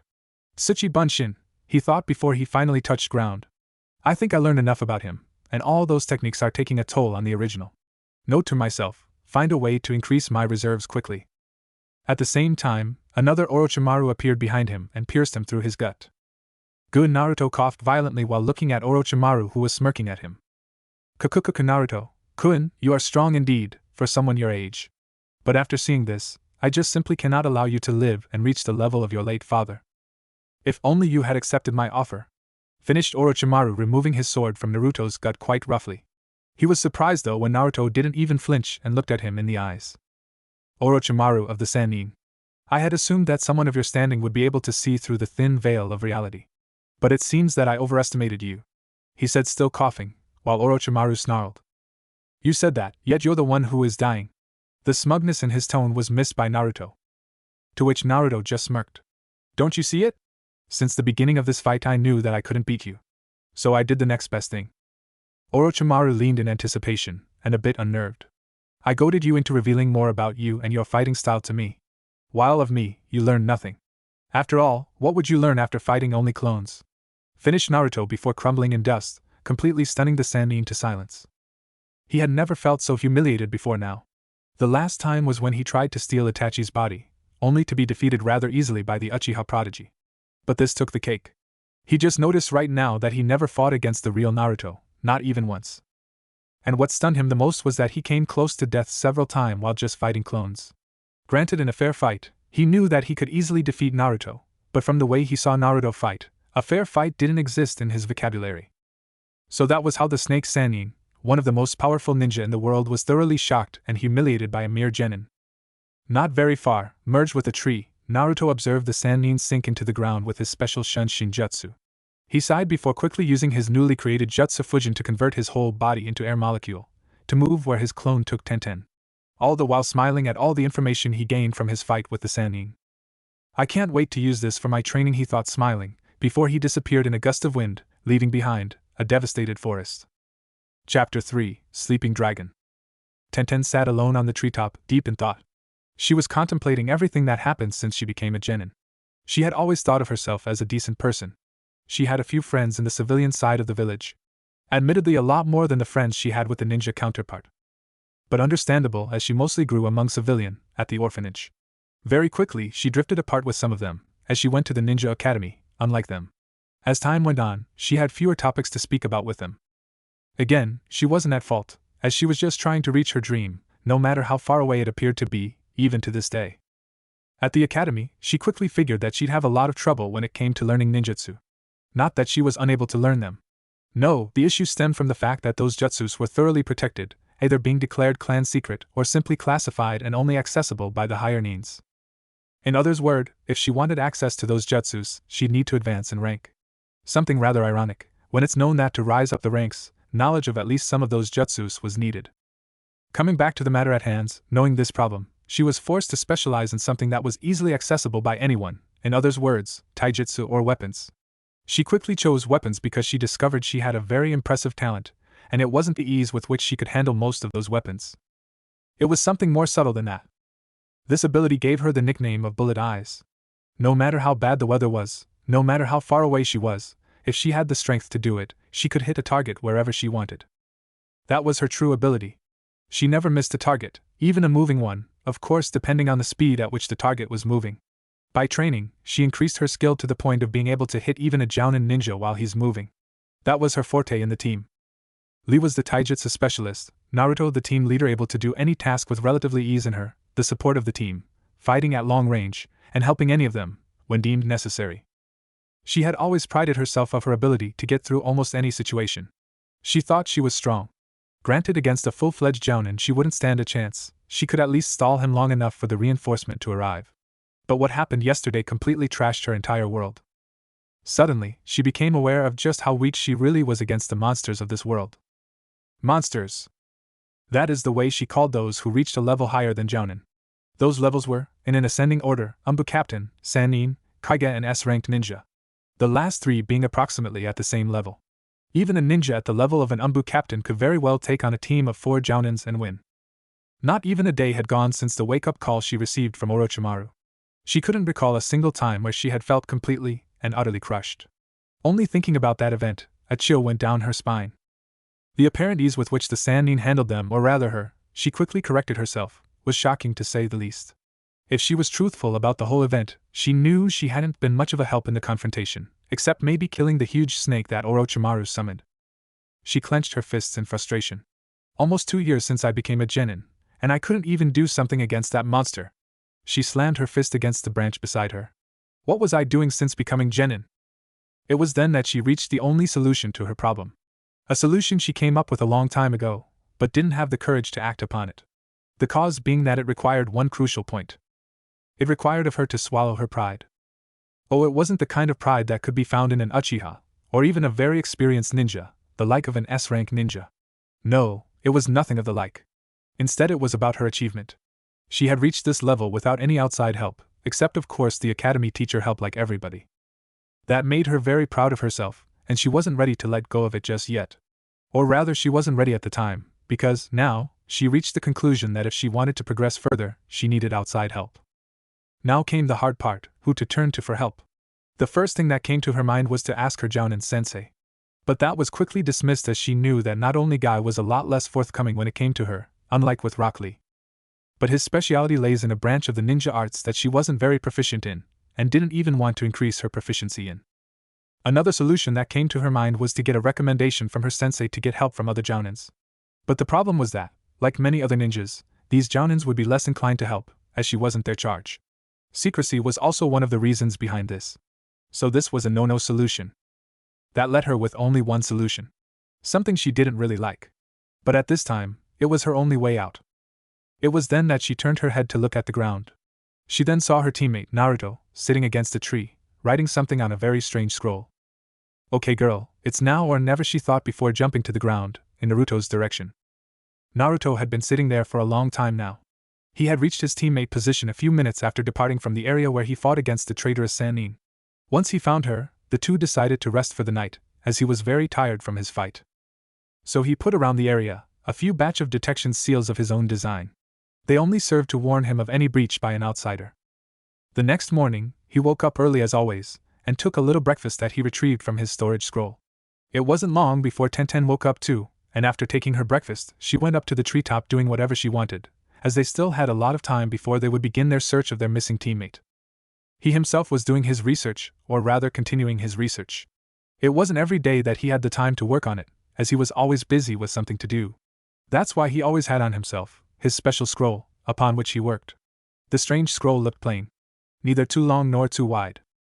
But the amount of work woven upon it was tremendous, to say the least. It was one of the greatest creations of the Namikaze clan. It wasn't a combat technique, or anything the like.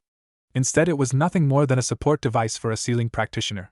To understand just how important this was, you need to understand why few ninjas today practice the sealing art, with even less reaching mastery. The sealing art, although extremely useful for those who know how to use it, is the most unpredictable and dangerous art currently existing. It consists in writing and associating different kind of runes, thus forming scripts and arrays of them.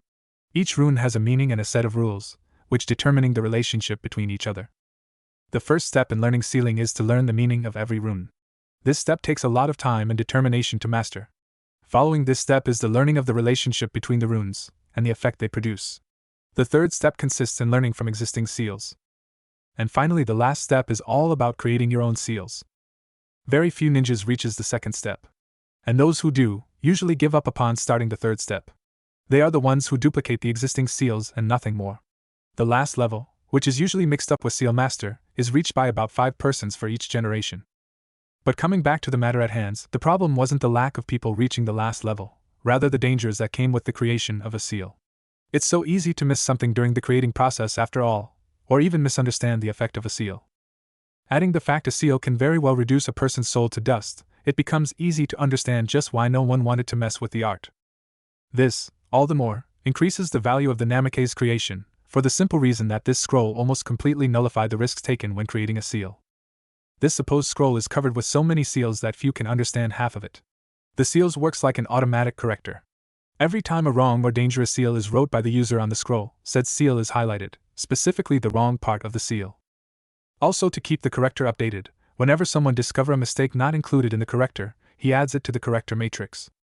Those scrolls could only be used by a Namikaze, and were duplicated by another seal in the Namikaze's hidden house.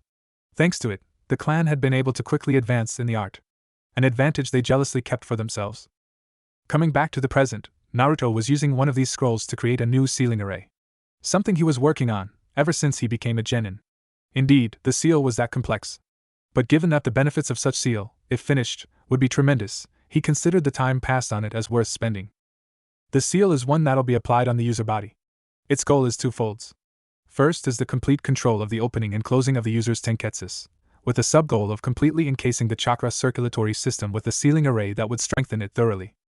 There were other side effects of the strengthening part, but that was for another day.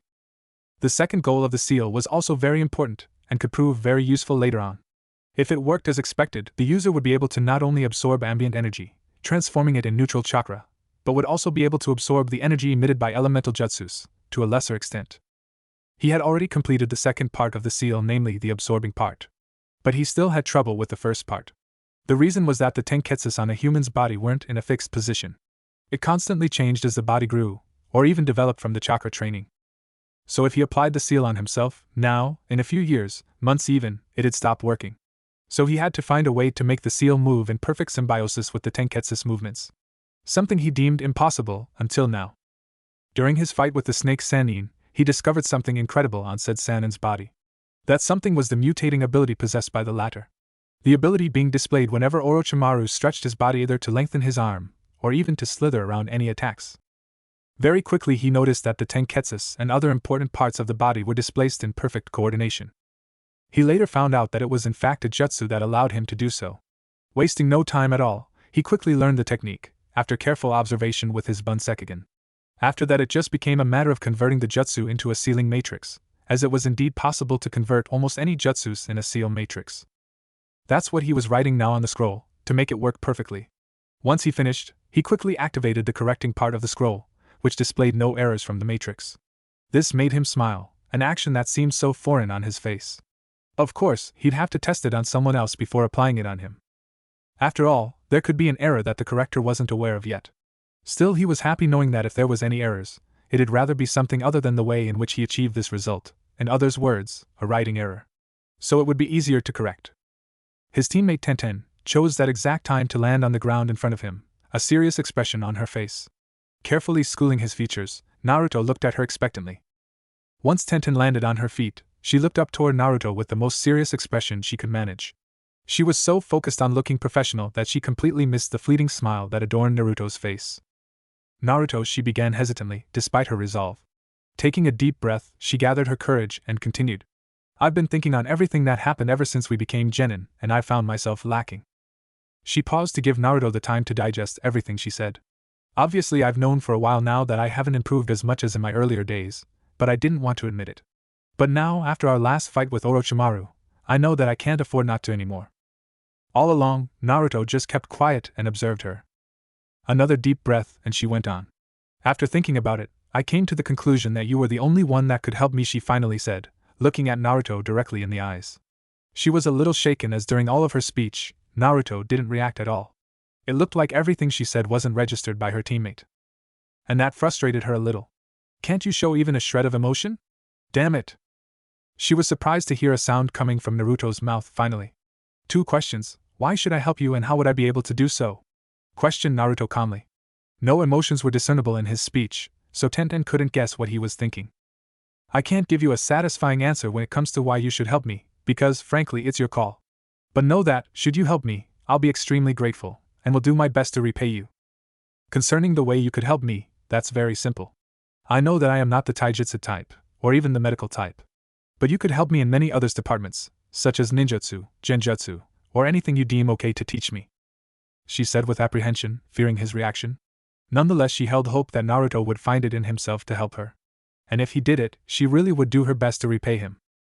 Naruto, for his part, was thinking over the words of his teammate, and couldn't help but smile a little in his mind. Of course, on the outside, he was still as stoical as ever. What made him smile was the fact that he had always thought of Tenten as a kunoichi with potential, and that she didn't exploit it to the maximum of its capacity.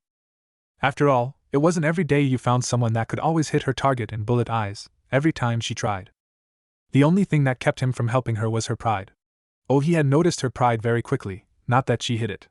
This emotion was a bother to him. Another problem was her high fanaticism when it comes to anything related to the slug Sannin. He couldn't and would never help someone that thought highly of Tsunade. His reasoning was his own and he would never disclose it to anyone. Not yet anyway, he thought. Coming to a decision, he focused again on Tenten before opening his mouth. "I'll think about it." Before rising from his position on the ground, as it was time for them to depart from this place and look for their missing teammate. Tenten, hearing this, was a little disappointed, but her mood quickly rose up when she heard Naruto's parting word. "But you will need to show me just how serious you are about it." With Team 7. Team 7 was made of 3 members, not including their sensei. They were Sakura Haruno, Sai, and Sasuke Uchiha. Each member was very important to the team in their own rights. Not that their worth was easily discernible at first sight. First was Sai. Nothing worth mentioning unless you took a closer look. The boy was the focus of many strange events. One of them was the fact that he was always present whenever his teammate, the Uchiha, was in trouble. If he wasn't a guy and didn't have any inclination for males, many would assume that he was stalking the Uchiha. Another strange thing about him was the fact that he didn't go to the academy like the other genins. He just appeared at the genin exams, having been sponsored by an unknown entity, for a spot in the graduating members. But the strangest and creepiest thing about him was without a doubt his smile. If there was one thing everyone knew about him, it was the perpetual smile that adorned on his face. No one ever saw him without said creepy smile plastered on his face. It went to a point where many wouldn't recognize him without him having that smile. Then there's Haruno Sakura, the only girl of the group. Now some would assume that she would be given a hard time by the other members of her team as she was the only girl. But they would be far from the truth. The truth of the matter was that she was the self-assumed vice-captain of the team, with Sasuke as captain. Going by her words, you would reach the only conclusion available. She was a fangirl. Indeed, if you were looking for her in the village, you just needed to find Sasuke, and you will be certain that she is close by. She was always chasing after him, praising him at every opportunity she got, even when the latter wasn't deserving of any praise. Like her teammate Sai, she had a distinctive feature about her. Her hairs were pink.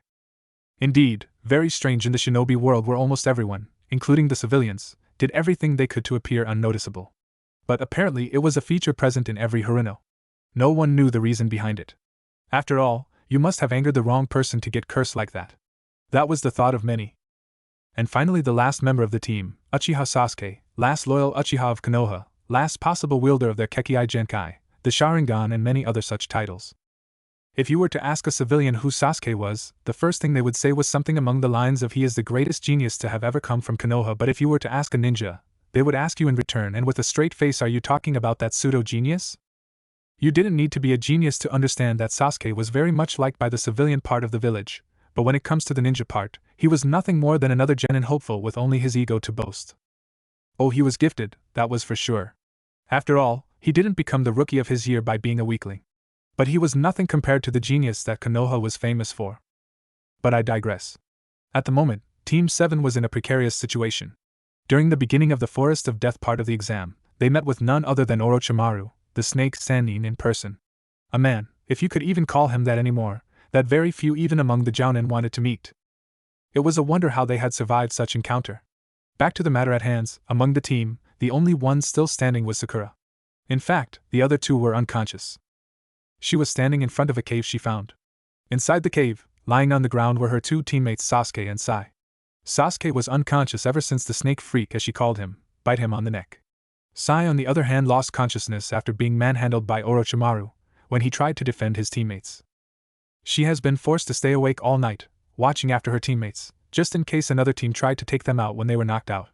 That is why she was trying desperately not to close her eyes. The only thing that slightly comforted her was the devious trap she put around her position, in hope of either alerting her of an intruder or taking said intruder out, thus escaping a confrontation she wasn't ready to partake in at the moment. Unfortunately for her, she forgot that in the shinobi's world, nothing ever goes as planned. And every bad thing that can happen, will happen, as Murphy once said. Not far from Sakura's position, crouched behind a bush, was a team from Oto no Kuni, the newly created shinobi village of the Sound. The team was composed of 2 guys and 1 girl. One of the male had medical bandages wrapping most of his face, only revealing his left eye. He also wore a strange poncho and a snake-patterned scarf around his neck. What was interesting about him was the large amplifier on his arm. The girl in the team also had a snake-patterned scarf around her neck, with the Sound headband proudly displayed on her forehead. She had long black hairs that fell on her shoulders. The last male too had the same scarf and the same headband on his forehead. On the other hand, he had some protections on each of his cheeks that seemed to cling on his face.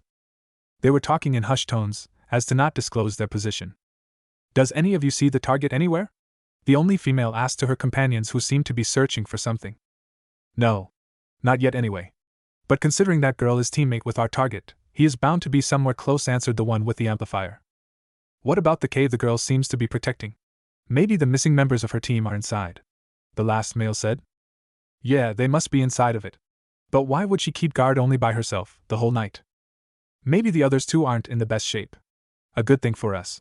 We should take advantage of this," the girl said with a smirk on her face.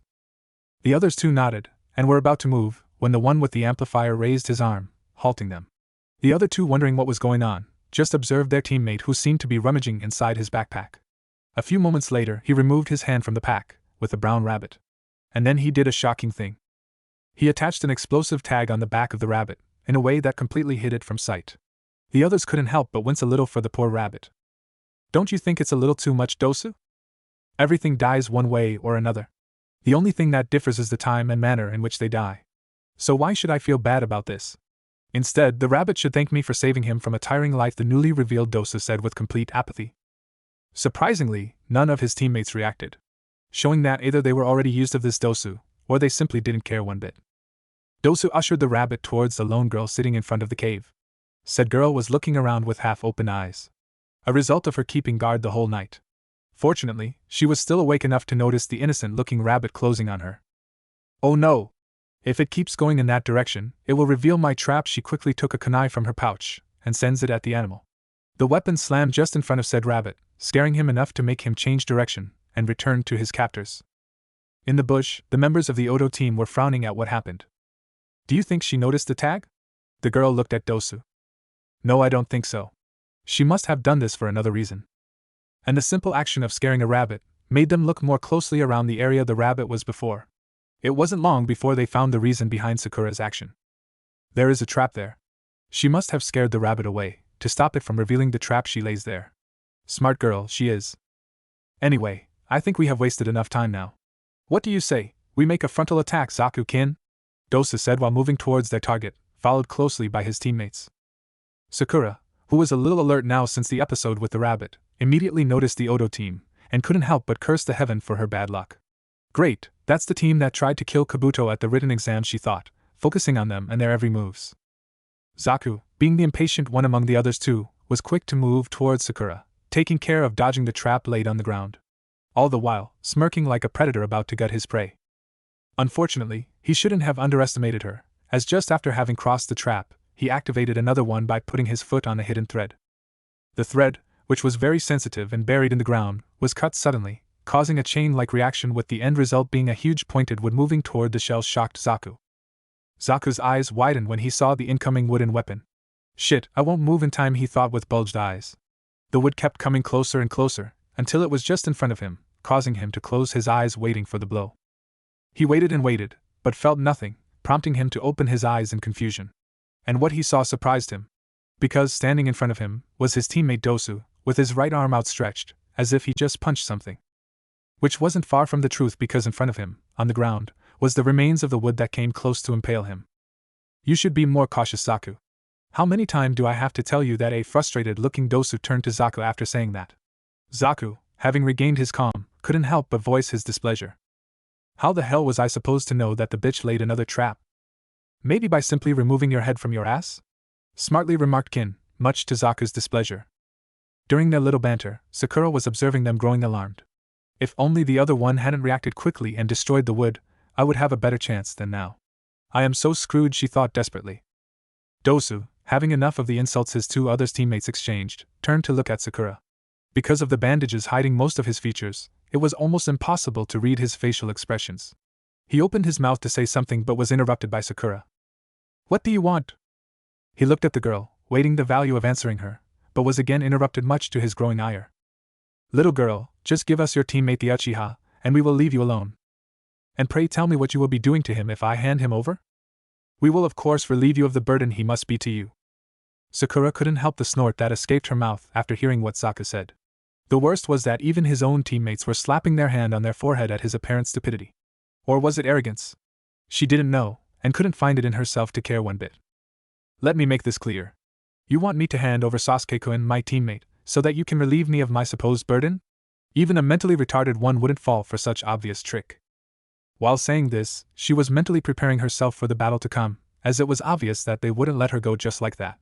And she was right as Kin took what looked like a handful of senbons from her pouch, while glaring at her. It is obvious that she won't hand him to us. So we'll just have to take him over her dead body, she said, laughing at her maniacally. As if to carry out her threat, she quickly launched a handful of the senbons at Sakura, surprising the latter by the sudden attack. She did her best to dodge, by weaving around them. Something isn't right, she thought while ducking another wave of senbons. Why is it so easy to dodge them?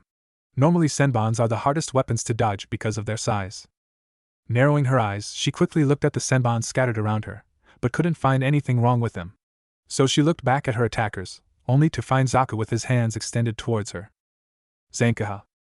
Sakura had little time to jump to the sky to escape the supersonic blast of what could only be described as air. With her high position, she was able to look at her earlier position on the ground, in a bird-like view. And what she saw made her widen her eyes in surprise.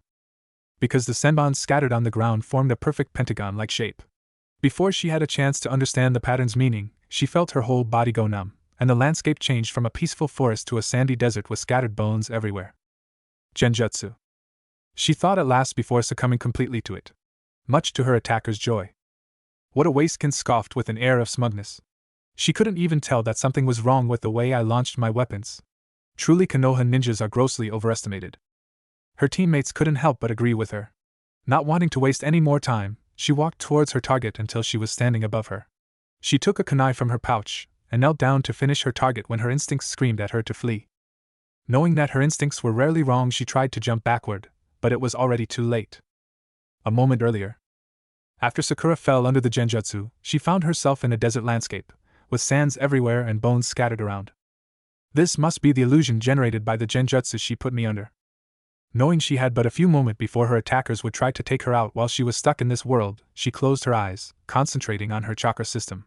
It wasn't long before she noticed the foreign chakra manipulating her own. Indeed, genjutsu was a very subtle art that once mastered could be extremely deadly. To use genjutsu, you had to find a way to invade your target chakra system. This could be done by sending your chakra to your target with a sequence of hand seals, or even by many others medium like eye contact. Once your chakra was inside the target's system, you had to wrestle control of the target's chakra either subtlety or by force. Once the control acquired, you could pretty much do anything you wanted to your target for a simple yet very important reason. Chakra was closely linked to the nervous system. So theoretically, you could control all the senses of the target, which made him see anything you wanted, heard anything you wanted among others. The hand seals are used just to take over someone's chakra system. The more complex they are, the easier and faster you can take over. After that, you needed a good imagination, as you had to make your target believe that everything was real. Genjutsu was difficult to learn because you needed to have very good chakra control and also a good dose of concentration and imagination. After all, the most advanced in the art are able to superimpose the real world with the virtual world they created, allowing them to predict how you will react and if you are caught in the genjutsu or are just faking. So when Sakura found the foreign chakra, she quickly halted the flow of her chakra using the disruption method. Unfortunately, that is when the pentagon she saw took effect. The world blurred around her, just for a few seconds, showing the real world, and an advancing Kin. But then she faintly heard a sound that could only be made by a bell. And she was back to the sandy world again. She widened her eyes at that. Knowing that she had even less time than before, she quickly reviewed everything that happened. Calm down and think, Sakura, she thought, taking a huge breath to calm herself. Okay, obviously these bells are part of the genjutsu, but how? And come to think of it, how did she use genjutsu without hand seals? It is a very rare talent, and I don't think someone so young can do that already. She looked around to find anything that could help her but found nothing.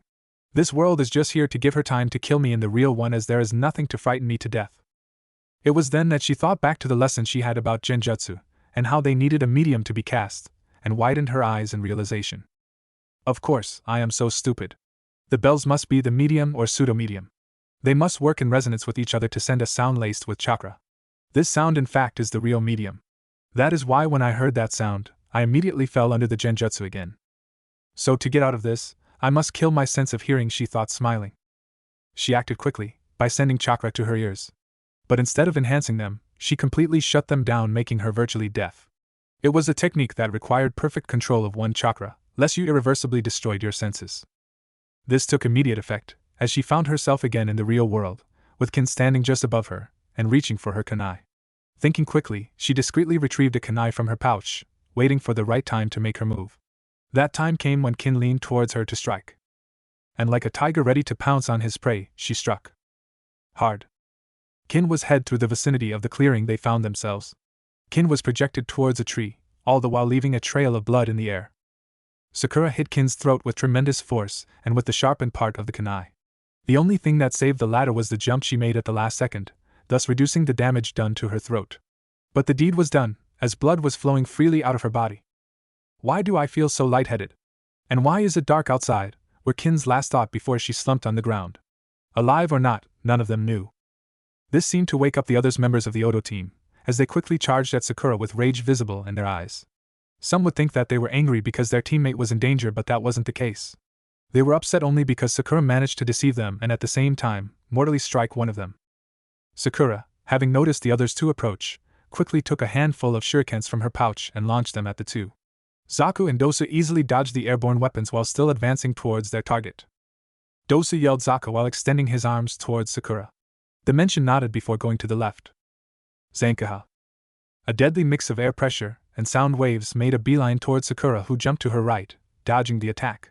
Only for her to appear a few meters before Dosa charging at her like a raging bull. She could only widen her eyes in shock and surprise, having not thought that the two could use teamwork, going by their seemingly bad relationship. Smack. The sound was heard clearly in the clearing, as Dosa slammed his fist on Sakura's face. The latter was projected toward a tree, leaving a trail of blood, not unlike Kin earlier. She slammed her back on the tree, silently crying in pain and arching her back, trying to reduce the pain. Thankfully, she didn't lose consciousness, as her eyes bulged seeing another incoming waves of air from Zaku. Thanks to her hard-gained reflex, she had time to make the hand seals for the kawarimi, disappearing in a not-so-silent puff of smoke. Just in time as the tree behind her exploded in splinters from the attack. Did I get her? Dosa still looked at the dust created by the attack, searching for their target. Once the dust was lifted, there was nothing left behind except the remains of a tree. Obviously no, he said, turning around, while launching a handful of shurikens to Sakura, who appeared behind them. Sakura, not deterred by them, launched her owns against the incoming ones, deflecting them. She then did a few hand seals, before 3 copies of her appeared, running alongside her. With the clones she ran in zigzag to confound her targets. Dosa! Yelled Zaku, prompting Dosa to crouch on the ground, just in time to dodge another wave of sound and air pressure that destroyed the clones and the real Sakura. Or rather the log that replaced Sakura. This time it was Zaku who turned behind himself looking for Sakura, expecting her to appear behind him like before. But she wasn't there. Frowning, he looked all around himself searching for his target. Left, right, behind, in front. Nothing. It was then that he widened his eyes, as a shadow covered him. He looked above, already knowing what he would find. And indeed, Sakura was falling toward him, with a kunai at the ready. He smirked, knowing that she wouldn't have time to reach him before he could strike, which he did by launching another handful of shurikens at Sakura. He then immediately turned to look around, expecting Sakura to replace herself again. But that was his mistake, as the latter moved her arms in front of her, protecting her vitals. A few of the shurikens touched her, but it was nothing she couldn't endure. In any case, that is what she repeated herself. Once the onslaught was finished, she readied herself by bringing her arm behind her, using her momentum. She was almost before her target when she noticed something in the bush. Zaku, not finding Sakura anywhere, looked again at the sky, only to widen his eyes at her target about to strike him with her kunai. He was completely frozen as he saw the path of the kunai ending at his head. Thankfully, something happened that made Sakura divert her strike to a non-lethal part of his body, namely his shoulder. Fortunately for him, Sakura forgot that she was fighting two persons, and was thus taken completely by surprise when Dosu appeared before Zaku, blocking her strike with a kunai of his own. Sakura, who was still airborne, was completely defenseless, as Dosu used his other arm, which had the melody arm, to strike her face again. Konoha's senpu resonated as Dosu was brutally kicked towards a tree. He couldn't help but think again? Why do these tree lovers like to kick their opponents to a tree? It isn't like we are tree-hugging people like them, with a sneer on his face even though he was about to crash on a tree. Inside the bush Sakura looked at before, Team 10 made of Ino, Shikamaru and Choji were looking at the fight with widened eyes, and struggling to decide whether to help Sakura or not. Shikamaru on the other hand was looking at Sakura with narrowed eyes. Another one ka. Zaku, who regained control of his emotions, looked at the one who helped Sakura in wonder. Green jumpsuit? Is that even legal? He then looked at the downed Sakura, huffing in exertion, before feeling a chill going up his spine. I wasn't dreaming, she really was about to kill me, he thought, a little scared. But quickly squashed the feeling, hard. After all, he was from Oto, where any weakness show could and would be used against you. With the Sand team. A few miles away from the fight that was taking place between the Konoha Nins and the Oto team, another team was standing in the middle of a sea of blood. Standing nonchalantly in the middle of this butchery was Gaara, a member of the Sand team. On his back, a gourd was fastened. The sand that was floating above his head rushed through the little gap that served as sole entry to the gourd. Moment later, the gourd was filled to the brim with sand before it was closed with a cap carved by the leftover sands. Behind him stood his teammates. The thing that stood out the most was the nonchalance with which they stood, arm crossed on their chest, completely disregarding the blood on the ground, as if it was unusual occurring. The only girl of the team finally looked at a bush beside them, narrowing her eyes. What do we do about those insects, Gaara? The mention turned around to look at his teammate with a cold look that would have frozen even the most hardened shinobi for a second at least. Strangely enough, the girl didn't react at all. She just maintained eye contact with Gaara, waiting for his answer.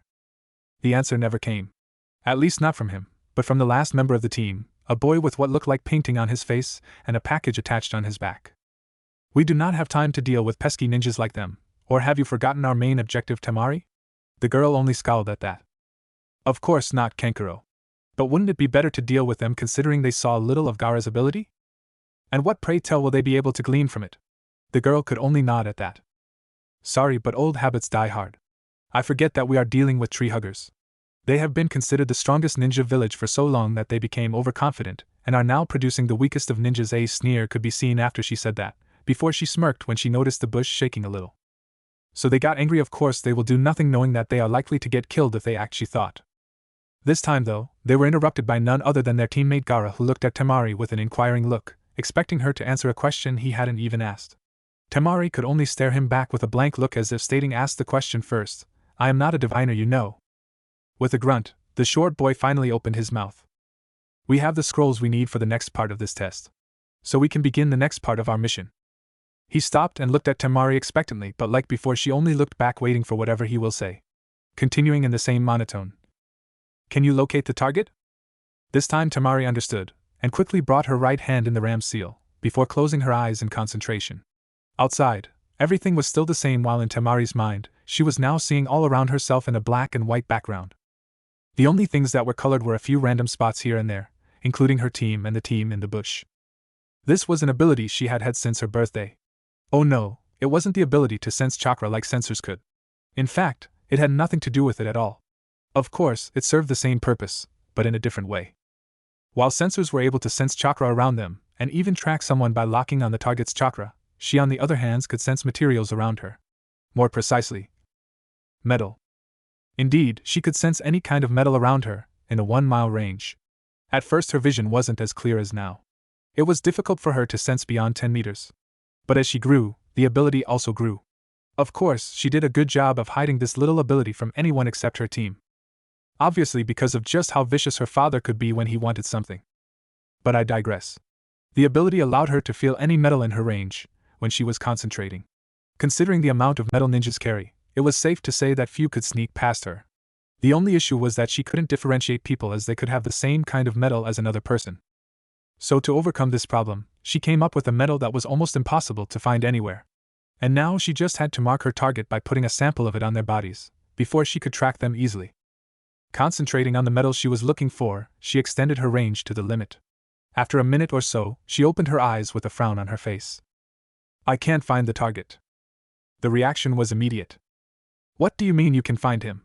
I thought you marked him? Kankuro asked, looking surprised more than anything. Not him, she said, looking at the space thinking. Kankuro, noticing what she said, frowned. Come again? I said not him. I didn't mark the target directly as I didn't know just what we were dealing with. Instead I marked his teammates. So you chickened? Kankuro said, smirking at Temari, who glared at him before looking at Gaara. Anyway, if I can't find them, that means they're outside my range. So it isn't my fault. Gaara frowned at that. Also, this was the first time he showed any emotions since they started speaking. They were silent for a moment before a sigh was heard coming from Gaara. I will have to use it then, he said finally, while forming a few hand seals, finishing with the ram seal. Suddenly, a little amount of sand exited his gourd and floated beside him. Then it merged, shaping itself into an eye the size of a fist. The eye flew skywards, stopping a few meters above the treetop. Then Gaara closed his eyes. In his mind, his normal sight was replaced with that of the huge eye. This was the eye of Shikaku. Thanks to it, he could see in a very far away. Using the eye, he concentrated on finding his target, looking left and right. A few minutes later, he finally found his target moving toward what seemed like a battle between Konoha and Otonins. Having seen what he needed, he opened his eyes, while the one in the sky dissolved in sand that came back to his gourd. They are around 5 miles away. In that direction he pointed towards where he saw the target. The others nodded before they shunshined to that location. Seeing that the sand team was gone, 3 Konoha nins got out of the bush sighing in relief. Tenten had been moving through trees for a few hours now and couldn't help but be frustrated. Naruto and her had been looking for their lost teammate Lee since morning, but were having no luck in finding him. It came to a point where they had to part way to cover more ground. But she suspected that Naruto just wanted to find the scroll they needed, allowing them to keep going after the tower once they found their teammate. While moving, she thought about the morning's happenings, when she felt a huge discharge of chakra not far from her position. Having a teammate who valued stealth above anything made her pick something from him. She changed course, going after the chakra she felt, while taking care of being as silent as possible. It wasn't long before she reached the area, and what she saw surprised her. She stood on a tree, using the leaves to hide herself from those on the ground. In front of her stood 2 Konoha teams, an Oto team, and finally the one she was looking for since morning, Lee, her teammate. But what surprised her was the state in which they were. You would think, having the advantage in number, they would easily dispatch these TWP Oto nins, she thought, seeing Lee on the ground seemingly unconscious. Next to him, a girl she knew to be called Sakura, also in bad shape, going by the cuts all over her clothes. Another group of 3 Konoha nins stood ready, close to the trees, but seeing their state, she knew they were tired. And finally the last one, the Uchiha, if she remembered correctly, was fighting against the 2 Oto nins. Again, he was losing and seemed very tired. To understand what is going on, we need to go back a few minutes earlier. Once Lee arrived and helped Sakura, he then battled with Dosu. Having the advantage because of his speed, he quickly overwhelmed the latter, and used the primary lotus, a technique allowing the user to open the first gate of the chakra circulatory system, thus gaining a boost in speed and strength. But he didn't count on Zaku, who intervened just in time to save Dosu. Add to that, he got very winded as the primary lotus was a double-edged technique. Because of the sudden physical boost, the body took much damage from it. Afterward, the battle shifted again with the Oto team taking advantage, until Team 10 composed of Ino Yamanaka, Naro Shikamaru and Akimichi Choji intervened. This resulted in a fight between the 2 Oto nins and Team 10, as Lee and Sakura were too tired to fight. Despite the clever ruses they used, they didn't succeed in defeating their opponents. Instead, they were the one in danger thanks to the strange ability Dosu possessed, allowing him to generate and amplify sound at different frequencies. Even being close to the sound nin hand was dangerous, as said hand produced a sound at a frequency that affected the body as a whole. It wasn't long before they disposed of the Konoha team, or rather rendered them unable to fight anymore.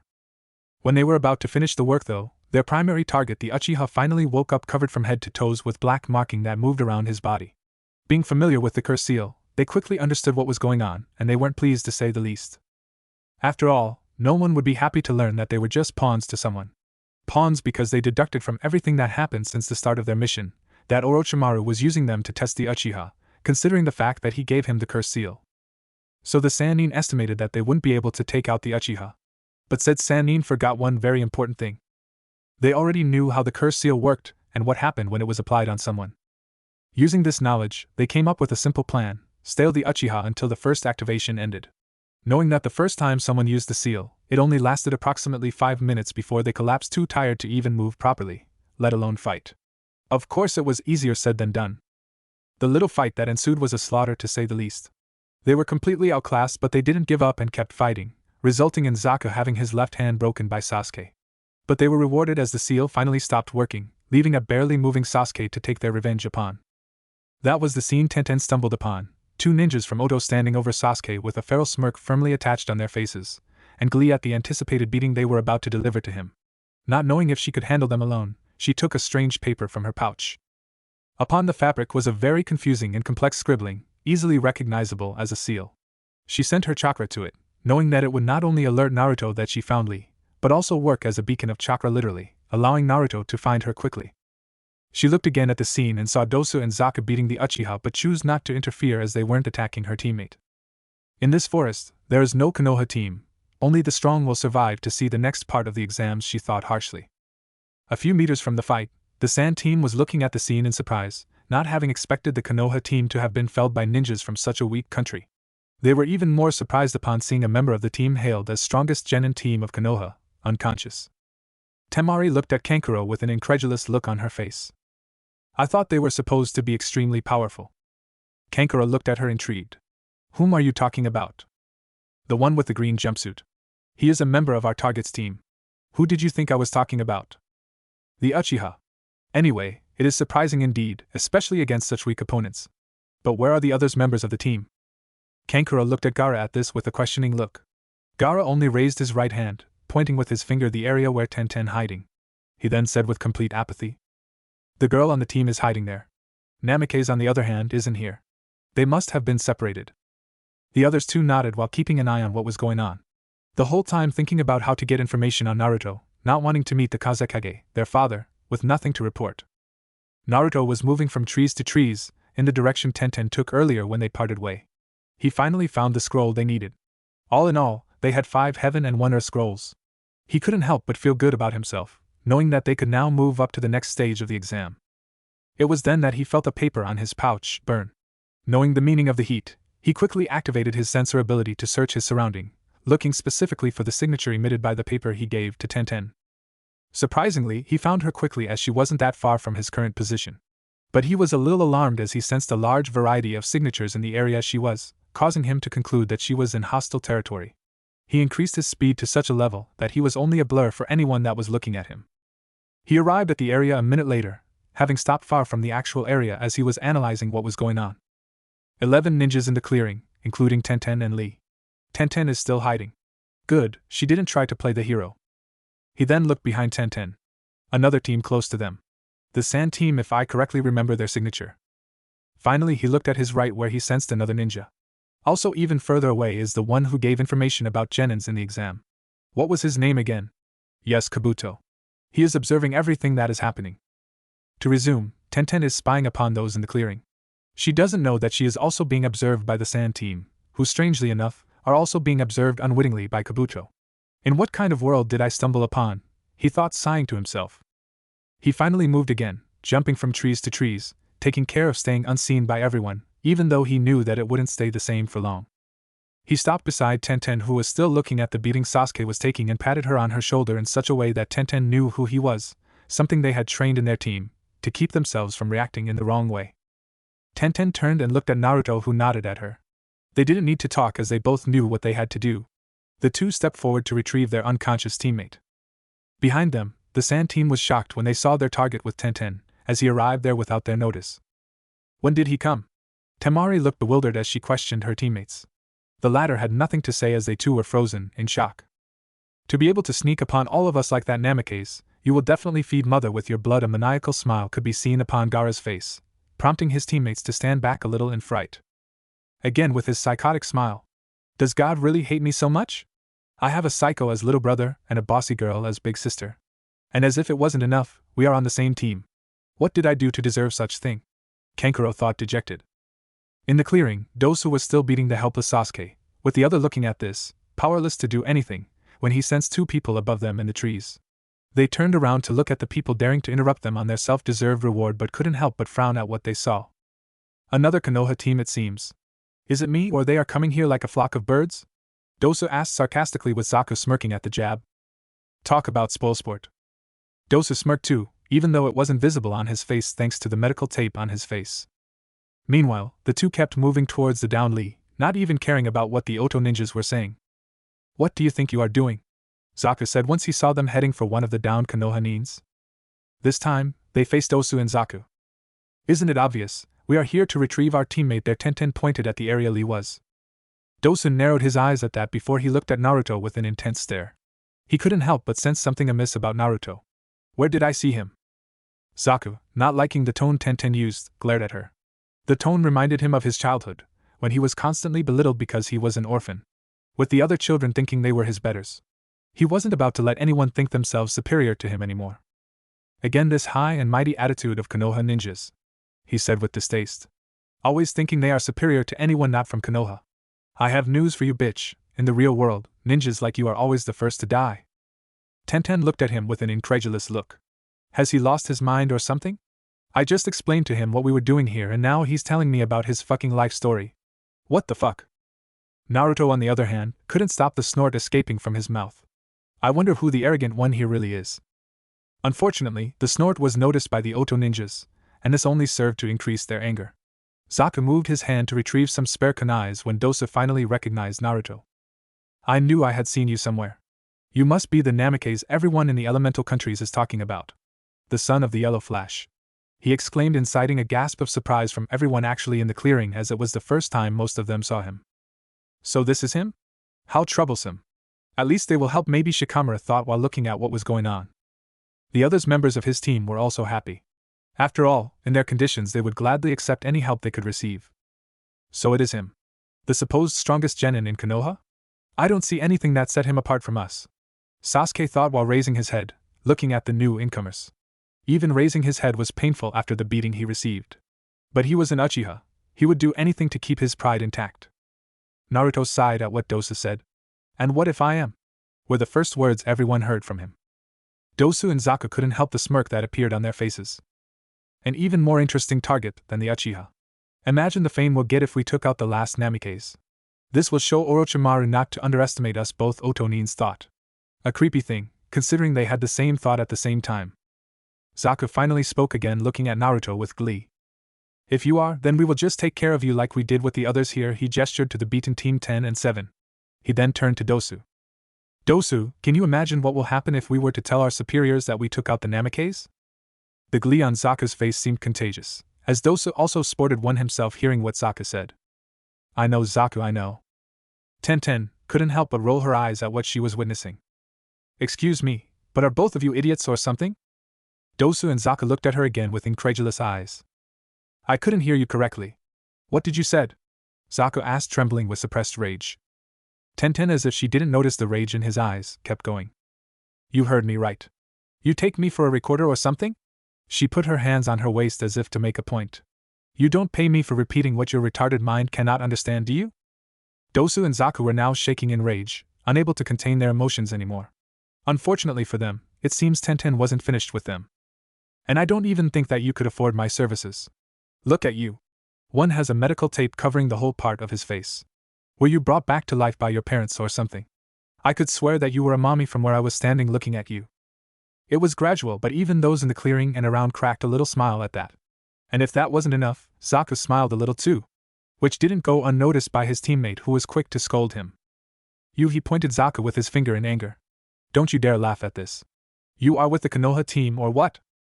Zaku quickly rose his hand in defense, but before he could speak, someone spoke again. That person was someone they were beginning to hate with passion. And that is not even talking about the other one standing there like a glorified pig with too much ego to notice his own failing. This time, it was Zaku who looked at her with murderous eyes, which only seemed to make Tenten smile. What? Did I hurt your feelings? She rolled her eyes again. Sorry, I didn't know that behind this bad guy attitude of yours was hiding a little girl lacking love. The fact that she was saying all of this with a straight face made the others think that she was deadly serious and thought everything she said was the truth. The ones on the receiving end of her comments, on the other hand, didn't seem very happy at all and were ready to charge her with everything they had. Meanwhile, Naruto sighed, already knowing that Tenten would react like this. Very few knew this, but she liked to berate others using words, either by being sarcastic or by pointing out the truth they hid from. Understandable, as she grew up with other children who were physically stronger than her, until she began her ninja training, that is. He turned around, showing his back to Dosu and Zaku, looking at Lee intensely. After a moment he opened his mouth. How long are you going to play dead? The voice was soft. Maybe even too soft. There was nothing, no emotions behind those words. He was just stating a fact, an undeniable truth. Everyone looked at him surprised. They couldn't see with whom he was talking to after all. The only one on his line of sight was Lee and Sakura, who were unconscious. Still on the ground, the one Naruto was speaking to couldn't help but let out a frustrated growl. How does he knows? Sighing, he slowly rose to his feet, much to the surprise of the other observers. But who could blame them? They all thought Lee was unconscious until now. Lee couldn't help but point accusingly at Naruto with his finger. How the hell did you know I was faking? He yelled. Naruto just as calmly as before answered with a straight face. You were faking? I honestly thought you were just too lazy to wake up. He passed his hand on his hairs. My bad then. Before turning around to look at Tenten. Lee behind him looked like a dog that just lost his candy. That's it? You won't even explain to me how you knew? Naruto didn't even react to his grumbles, much to Lee's disappointment. Tenten, let's get out of here. I am tired of being in this forest. Tenten nodded before turning back. Not even glancing at those in the clearing who sported an incredulous look on their faces. Some shocked by the fact that they wouldn't receive any help, others by the dismissive way with which Team 9 treated them. Lee and Tenten were in front of Naruto as they were going towards their objective, the tower, when someone in the clearing once again interrupted them. You three are really getting on my nerves. You come here, treat us like crap, and think we will just let you go like that, an angered Dosa said. The visible parts of his face were red in anger. Still walking, Naruto didn't even face them when he answered. Like my teammate said earlier, you really are quite stupid. What? I dare you to repeat it to my face, bastard, Zaki yelled incensed. And you will do what? Beat me with your only working hand? Naruto said carelessly. Look at you. One of you only have one unusable hand, another is on the ground bleeding to death if not already dead. Not counting the fact that all of you are tired from all the fighting you did. And then the two of you have little to no chakra left, thanks to the childish way you used it before. Who in their right mind would waste their time in beating an enemy when they can just kill him and be done with it? The two had nothing to answer to that. Now that the rush of the battle was over, they saw just how badly they had handled things around here. Especially with one of their members on the ground, obviously dead, going by the amount of blood surrounding her. It was just now that they finally understood that they wouldn't be able to continue the exam, as they needed their third teammate to pass this part of the test. And now you want to engage a team not only fully rested, but one you don't even know the abilities. If that isn't the stupidest thing I've ever heard, now excuse us, but we have already wasted enough time as it is. Just be happy that I don't give a flying fuck about what happened to those Konoha nins. After all, if they have been enrolled in this exam, then that means their sensei have deemed them capable enough. With that, Naruto kept walking, ushering his teammates to do the same, even reluctantly. But they knew not to question him as he was the leader of the team, and going by the way he handled this, he wasn't in the best of mood. The Konoha nins in the clearing widened their eyes at the fact that they would be left to their fate. They were about to yell at them for help when Zaku did the dumbest thing he could have done. Granted, he wasn't very smart to begin with, but that was just the icing on the cake. He used his only available hand to point it at the walking Team 9 and yelled, Zankaha. A deadly wave fused air pressure, and sound waves headed quickly toward the still walking Team 9, with Naruto behind Tenten and Lee. Strangely enough, none of them reacted as if they weren't alarmed by the attack closing on them. They just had to awaken the dragon, didn't they? Tenten thought with a hint of pity. But for whom, that was the question. When the wave was just behind Naruto, he raised his right hand quickly in a ram's seal. A red square of energy surrounded his middle and pointer finger before he muttered Ketsu. The effect was instantaneous as a bluish square barrier surrounded Team 9, shielding them from the attack. A violent explosion shook the clearing, lifting dust around the area of impact. That will teach them not to underestimate us, Zaku said to Dosu, who looked at the smoke intently. I wouldn't think like that if I were you, Zaku. Those guys won't die so easily if they are considered the strongest genin team of Konoha, he answered while preparing himself for the worst. When the smoke cleared, they were stunned to see an undamaged Team 9 still with their back facing them. Everything in a square around them was strangely unaffected by the attack. And that made Dosen narrow his eyes. What happened? He thought. Zaku was about to once again yell in anger, when an oppressive aura fell upon them, stopping them dead in their track. It was then that they heard an ominous voice. Do you know the storytelling of the sleeping dragon? The voice asked. Not letting them answer, not that they could with the amount of fear, primal fear they were experiencing at the moment. It speaks of a warrior who wanted to show others his might. He did everything he could to achieve his goal, not caring about his limits, daring anyone to face him. One day, he heard about a dragon living in a cave, not far from his home. So to prove his might, he gathered a few men to act as witnesses, as he went to defy the dragon. Upon facing said dragon, he found out that it was asleep. At first he used this to his advantage and tickled the dragon, showing the others his fearlessness. Not satisfied with just that, he did the most idiotic thing he could have done. The voice paused as if to mark a pause. Thanks to the aura in the clearing, most were listening with rapt attention and a little fright added to it. Naruto turned his head, looking at Zaku directly in the eyes.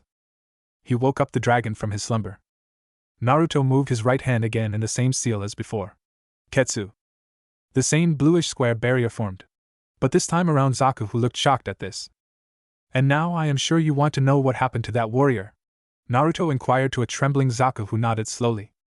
The same thing that will happen to you. And with that he did a small gesture with his hand while muttering, Metsu. And much to the horror of those looking at the scene, the barrier imploded from the inside out, reducing everything in it to dust. Dosu could only look in shock at what happened. I don't understand. What was that? No, that is impossible. I must be dreaming. He was so shocked that his mind was trying to comprehend the events that took place just a moment ago. The others weren't faring better, as it was the first time they saw such an attack, especially the ease with which Naruto disposed of his target.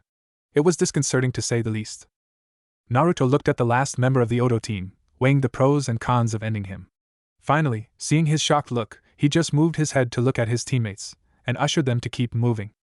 In the clearing, the Konoha teams, despite the shock, took advantage of the situation and knocked Dosu out, while helping the others. The Sand team, having observed what they needed, moved toward the tower also. Interesting was the word that came from Kabuto after witnessing for the first time the famed bloodline of the Namikaze. He too moved from his position to continue his mission. A few days later, the second part of the exam just ended, and those who passed were gathered in a giant hall of the tower, where they were supposed to partake in a preliminary setting that would reduce their number significantly. The Hokage having already explained to them the reason behind the Chunin exam. Only 6 teams passed the Forest of Death. Those were Team 7 from Konoha, Sasuke Uchiha, Sakura Haruno and Sai. Team 8 from Konoha, Kiba Inuzuka, Shino Aburame, Hinata Hyuga. Team 10 from Konoha, Shikamaru Nara, Choji Akimichi, Ino Yamanaka. Team 9 from Konoha, Tenten, Rock Lee, Naruto Namikaze. The Sand team, Sabaku no Gaara, Sabaku no Kankuro, Sabaku no Temari. Kabuto's team, Kabuto, Akato Yoroi and Misumi Tsurugi. They were all ready to fight, although they didn't know the amount of information they were about to learn soon. Chapter 4, Gifted, Prodigies and Genius. Inside the Great Hall were standing some of the greatest genins of their generation. Among them were the heirs of the Namikaze and Uchiha clan. Each one of these clans was widely acknowledged as among the most powerful that had existed and still existed. Currently, the genins were moving toward the balconies, all the while looking at the screen above their heads. Apparently they were supposed to fight among themselves to determine those that were worthy of participating in the last part of the Chunin's exam. The fights were one-on-one and were managed by a proctor that introduced himself as Hate Gecko. On the balconies stood the Jounin sensei of each team. Each of these Jounins was standing relatively close to the team they led. Among them were Asuma Sarutobi, the sensei of Team 10 from Konoha, Kurina Yuhi, Team 8's sensei, Kakashi Hataki, the sensei of Team 7 and finally Mado Gai, Team 9's sensei. Those were the ninjas from Konoha, not including Kabuto's team, but as the older team wasn't close to any of the mentioned above, they weren't standing among them. Far away from them, stood impassively the members of the Sand team with their sensei Baki standing behind them. It was easy to feel the tension in the hall. Everyone among the fighters was analyzing their would-be opponent, trying to gather as much information as they could before the start of the fighting. Once they reached the elevated stages, they directed their attention toward the arena in the center of the room. Hade was standing there, as he was the referee of the battles.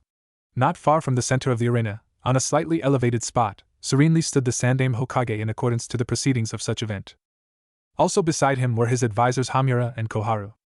According to the proceedings of this event, it was strongly advised for the village holding the Chunin's exam that the Kage in charge of the village be present during the preliminaries. It was also required of him to explain to the young ninjas the reasons behind this event. Having already given the explanation to the hopeful Chunins, and it is the same explanation from canon, Sarutobi and his advisors were like everyone, looking at the board that would determine the future battles. The only things noteworthy in this proceedings are the fact that my estranged student put a cursed seal on Uchiha Sasuke, and the strange genin that is Kabuto. The fact that he gave up even though he was still able to fight doesn't bode well for him in the future. I will have Ibiki look into that later on. Sarutobi's thoughts were suddenly interrupted when the board finally chose the first battle of the day. Sasuke Uchiha vs Akato Yoroi. The fight didn't last long. At first Yoroi used his incredible ability to absorb Sasuke's chakra, thus rendering him close to exhaustion. But the latter, using his last and only encounter with Rock Lee, used the beginning of the Omote Range to overcome his opponent. In the end, he created a new move consisting of taijutsu attacks that allowed him to dispatch Yoroi. This fight didn't leave him unscathed though, as the curse seal he received in the Forest of Death, courtesy of Orochimaru, chooses the time he was using his new combo to activate itself. But he did something that surprised those who knew of the curse seal. He overcame it completely. This in turn allowed him to finish his combo, thus winning his fight. On the balcony, Lee was looking at Sasuke in disbelief and a little bit of frustration. Something that didn't go unnoticed by Naruto, who was leaning on the wall with his arms crossed on his chest. I see that the Uchiha used the technique you graciously showed him during your spar.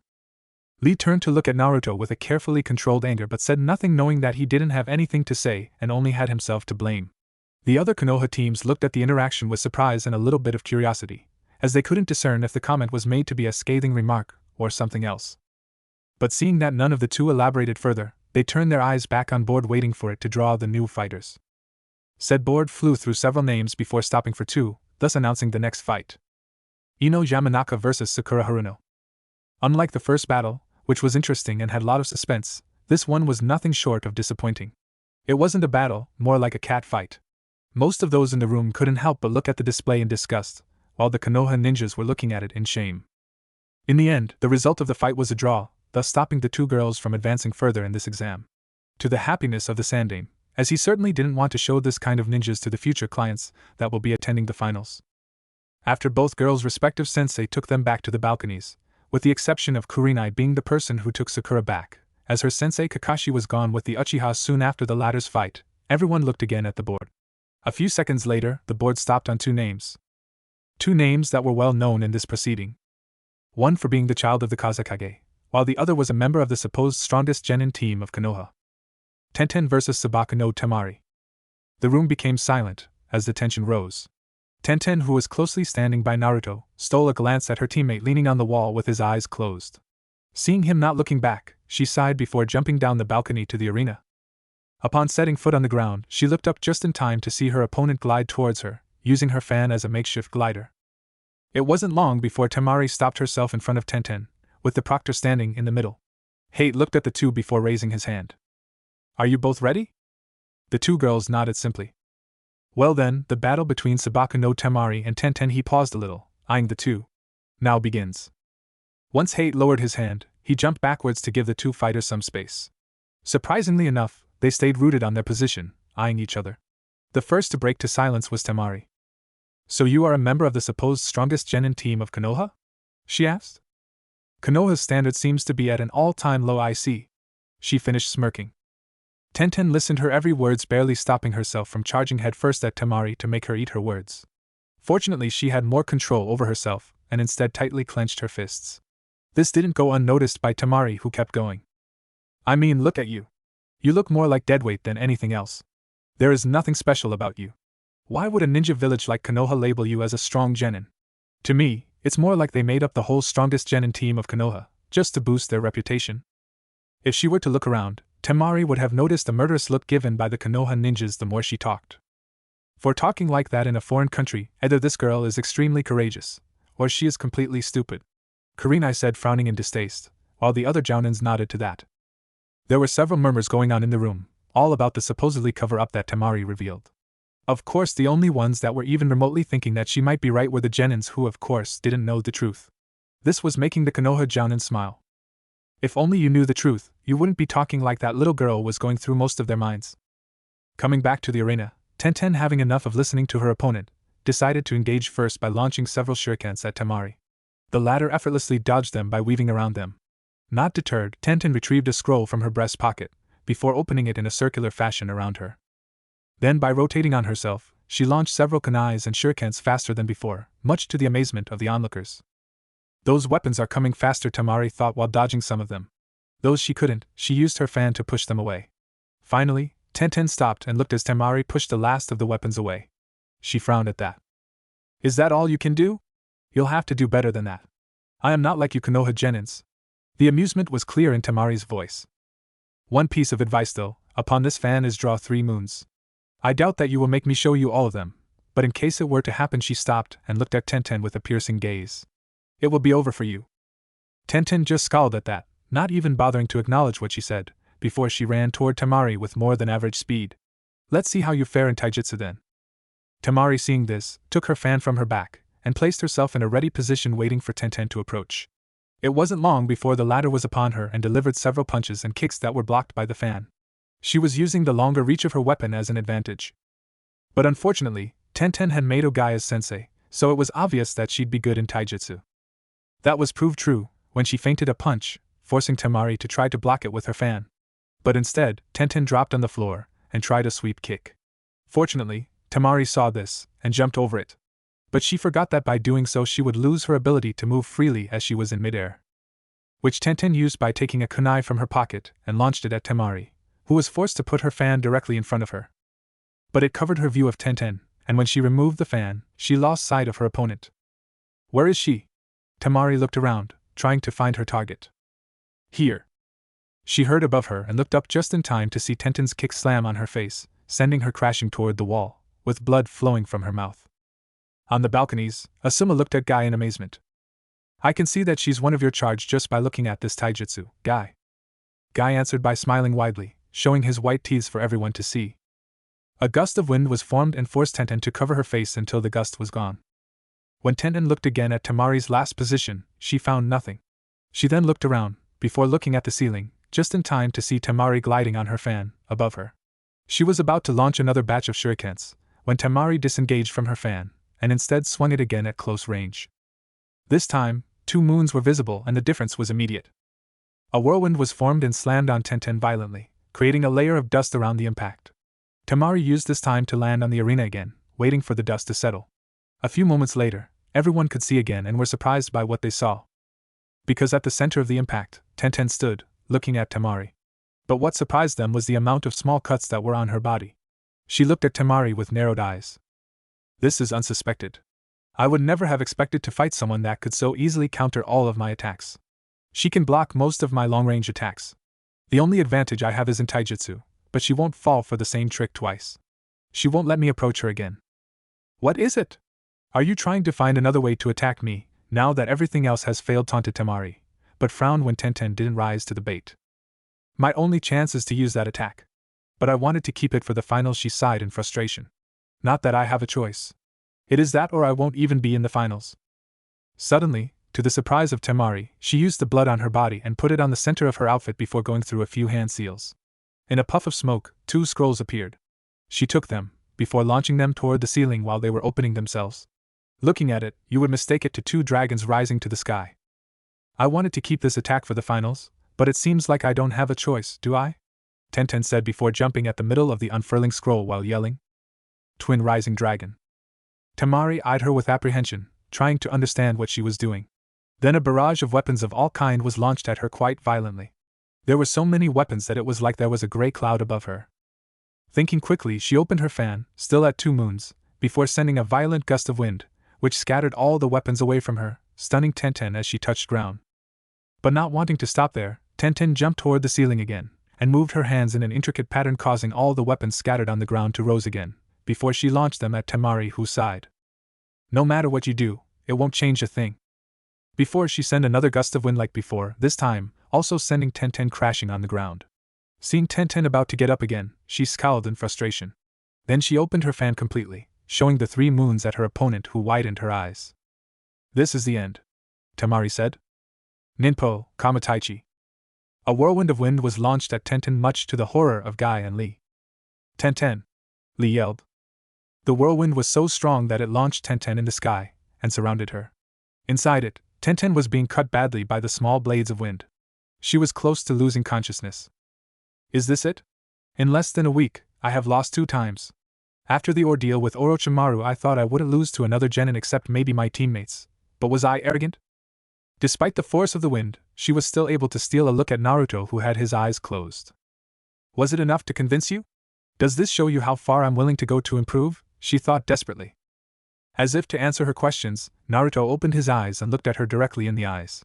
He did a single movement that answered her questions and allowed her to fall to the blissful darkness while remembering what Naruto did. He nodded with his head. Time speeded back to normal, and everyone saw the unconscious form of Tenten falling rapidly to the ground. But as if it wasn't enough, Temari put herself under Tenten and positioned her fan in such way that her opponent would fall on it and possibly break her back. She smirked at what she was about to do, and just like before, time slowed. Tenten was falling almost at a snail pace toward her doom, when something happened that shocked everyone in the room. A blue see-through cube formed between Temari's fan and Tenten. The cube allowed Tenten to land softly as it was very pliable. The only one that had an inkling of what was going on were those that were present in the debacle in the Forest of Death. So it wasn't a surprise when the members of Asuma's team and Lee looked at the still-leaning Naruto. He had his right hand in the ram's seal and was looking intently at the cube. Then, to the dismay of everyone, the cube stretched out toward him. It stopped just in front of him, with Tenten lying above it. As if on clue, those that weren't looking at him before now watched him in wonder. Temari, on the other hand, had the face of a baby who just had his candy stolen from him. The smirk had completely disappeared. So this is the Namikaze bloodline. The kekkei jutsu was going through the mind of Konoha's jounins, as it was their first time seeing it. Hate, seeing what happened, raised his hand. Seeing as someone intervened on behalf to Tenten, she's disqualified. Winner Temari of Suna. Temari, hearing this, nodded slowly before moving toward her teammates, all the while looking at Naruto like everyone in the room. Not bothered in the least by the looks he was receiving, Naruto moved from the wall and put his hand above Tenten's body. Then his hand glowed green, indicating the use of medical chakra. He passed it above every part of Tenten's body. And whenever his hand left an area, all the cuts disappeared, leaving no scar at all, showing his mastery over the medical art. Fortunately, those cuts were only superficial. They only made her lose blood. With a blood pill, she should be fine, Naruto thought while retrieving the pill in question and forcing Tenten to swallow it. Immediately, those close could already see Tenten's body going from pale to a warm-looking color. His work done, he slowly put her on the ground beside him, while the cube dissipated to the wonder of the spectators. Sarutobi hummed to regain everyone's attention and signaling for Hate to continue with the proceeding, ignoring the muttering of the ninjas whom were talking about what happened. While the panel rotated, trying to selection a name, Temari was looking at Naruto with barely hidden contempt. That bastard think he can steal my prey like that. This isn't over. As if sensing her, Naruto looked at her with the same impassiveness. During a few seconds that seemed like an eternity for Temari, they kept eye contact. Finally, Temari turned away from those eyes with sweat rolling on her forehead. Those eyes, there were no emotions in them, she thought, frightened. She had dealt with people with all kind of emotions before. Be it hate, love, kindness, jealousy. Even bloodlust from a few gangs. But never had she looked at someone in the eyes, and saw not even a hint of emotion behind them. This was new to her, unknown. And like every ninja's, the unknown frightened her greatly. The board came to a stop, announcing the next battle. Choji Akimichi vs. Masumi Tsurugi. Surprisingly, this fight was quick. Masumi possessed the ability to dislocate his joints, thus allowing him to fit into any place, or even coiling around his opponent. While Choji, like every Akimichi, could increase the size of any parts of his body. At first the match was to the advantage of Masumi, who was faster and more experienced, but he made the error of coiling around Choji, completely forgetting the latter's ability to increase his size to phenomenal proportion. Masumi asked of him to surrender, but Choji answered by increasing his body's size to the point of stretching Masumi so much that his body was cut in several parts. This shocked the genins, especially Choji himself, who emptied the contents of his stomach on the floor, at the sight of so much blood and body parts. Hate declared Choji the winner of the match. With a quick use of Doton Jutsu, the gore and vomit was pulled underground, allowing the next fighter to go ahead without a mess to worry about. The board shuffled the remaining names before stopping at 2. Kiba Inuzuka vs. Sai.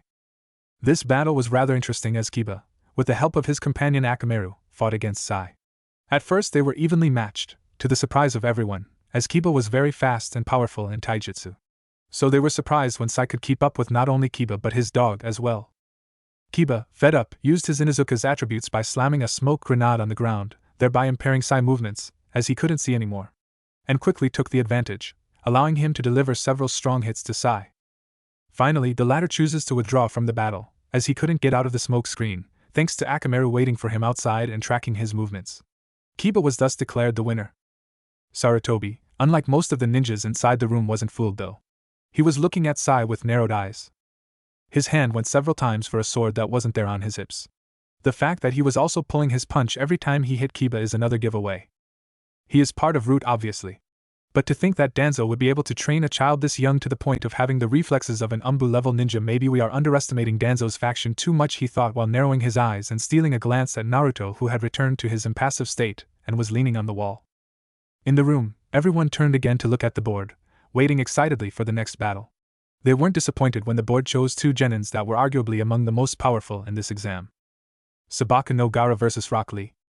Yash. Finally it is my turn, Lee yelled while pumping a hand to the sky, displaying his joy at finally being able to fight. Across him, his sensei was the same, much to the horror of the witness. My youthful student will finally display the power of youth. Guy, sensei, I won't disappoint you.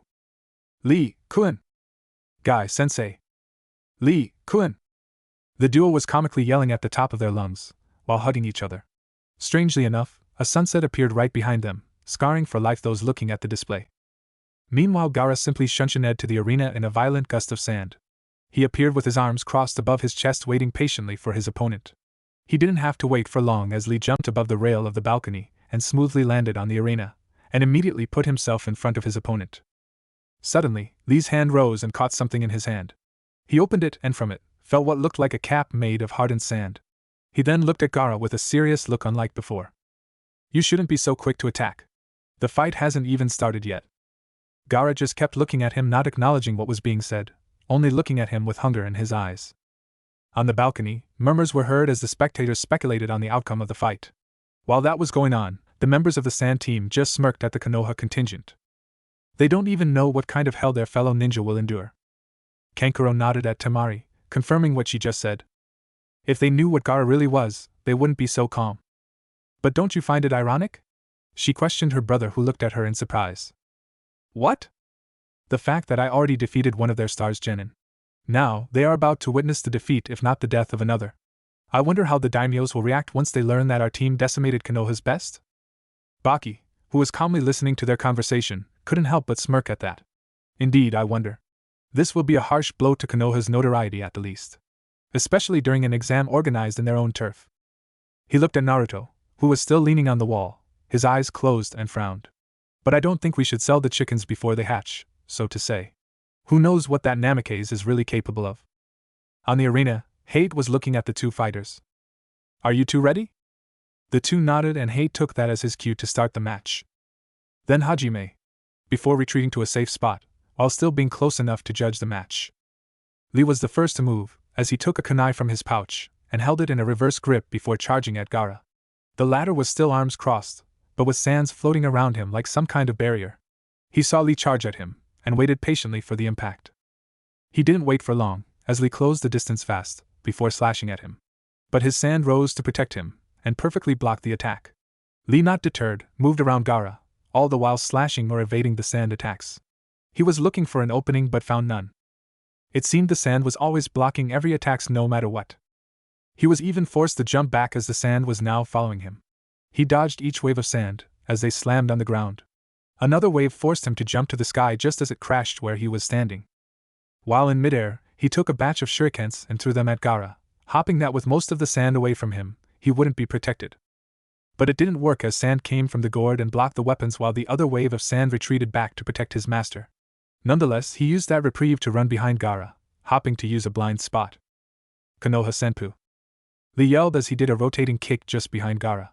But sand rose again to block it, without Gaara turning around to look at it. Which stunned everyone, as they didn't think that the sand could block an attack that wasn't seen by the boy. Moreover, the sand grabbed Lee's foot and launched him at the wall quite violently. Fortunately, Lee was able to rotate in midair and land on the wall with his feet instead of head first. Then he landed on the ground, facing his opponent, who hadn't moved since the start of the fight. Gaara looked at him as if bored. Is this the extent of your ability? A shiver went through the back of most of those present when they heard the voice. Gaara unfolded his arms in a welcoming gesture. Come! Among the Konoha contingent, expressions of surprise and curiosity could be found, especially among the Jounin sensei. Kakashi was looking at the sand genin with a frown on his face. This is the first time I see someone with the ability to manipulate sand so easily. Indeed, such ability will be very difficult to bypass, especially while using only taijutsu, Asuma said while smoking a cigarette. Sakura, who was beside them, was surprised by what she heard. If that's the case, why doesn't he use ninjutsu then? Hearing this, Guy looked at her with a sad expression on his face. That's simple. He took a deep breath as if to still his nerves while the genins were looking at him expectantly. Lee-kun cannot use anything other than taijutsu. And as he expected, those hearing this had the same reaction. What? Guy took another deep breath. My wonderful student has had a disability since birth that make him unable to use chakra for anything other than taijutsu. In other words, he cannot use any ninjutsu or genjutsu at all," he said to the stunned audience. "That is why we focus solely on taijutsu during his training. If it is a taijutsu battle, Lee will never lose to his peers." Guy finished with pride at the end, even though he still stole a glance at his last student who was ignoring them completely. In the arena, the battle wasn't going well for Lee though, as he couldn't get close to his opponent, and thus couldn't hit him, which sucked as he was a close-range fighter. Instead, he was forced to dodge wave after wave of sand. A moment later, he narrowly escaped another wave, by jumping on the statue that was in the room. Phew, that was a close one, he thought while wiping the sweat rolling down his face. Lee-kun!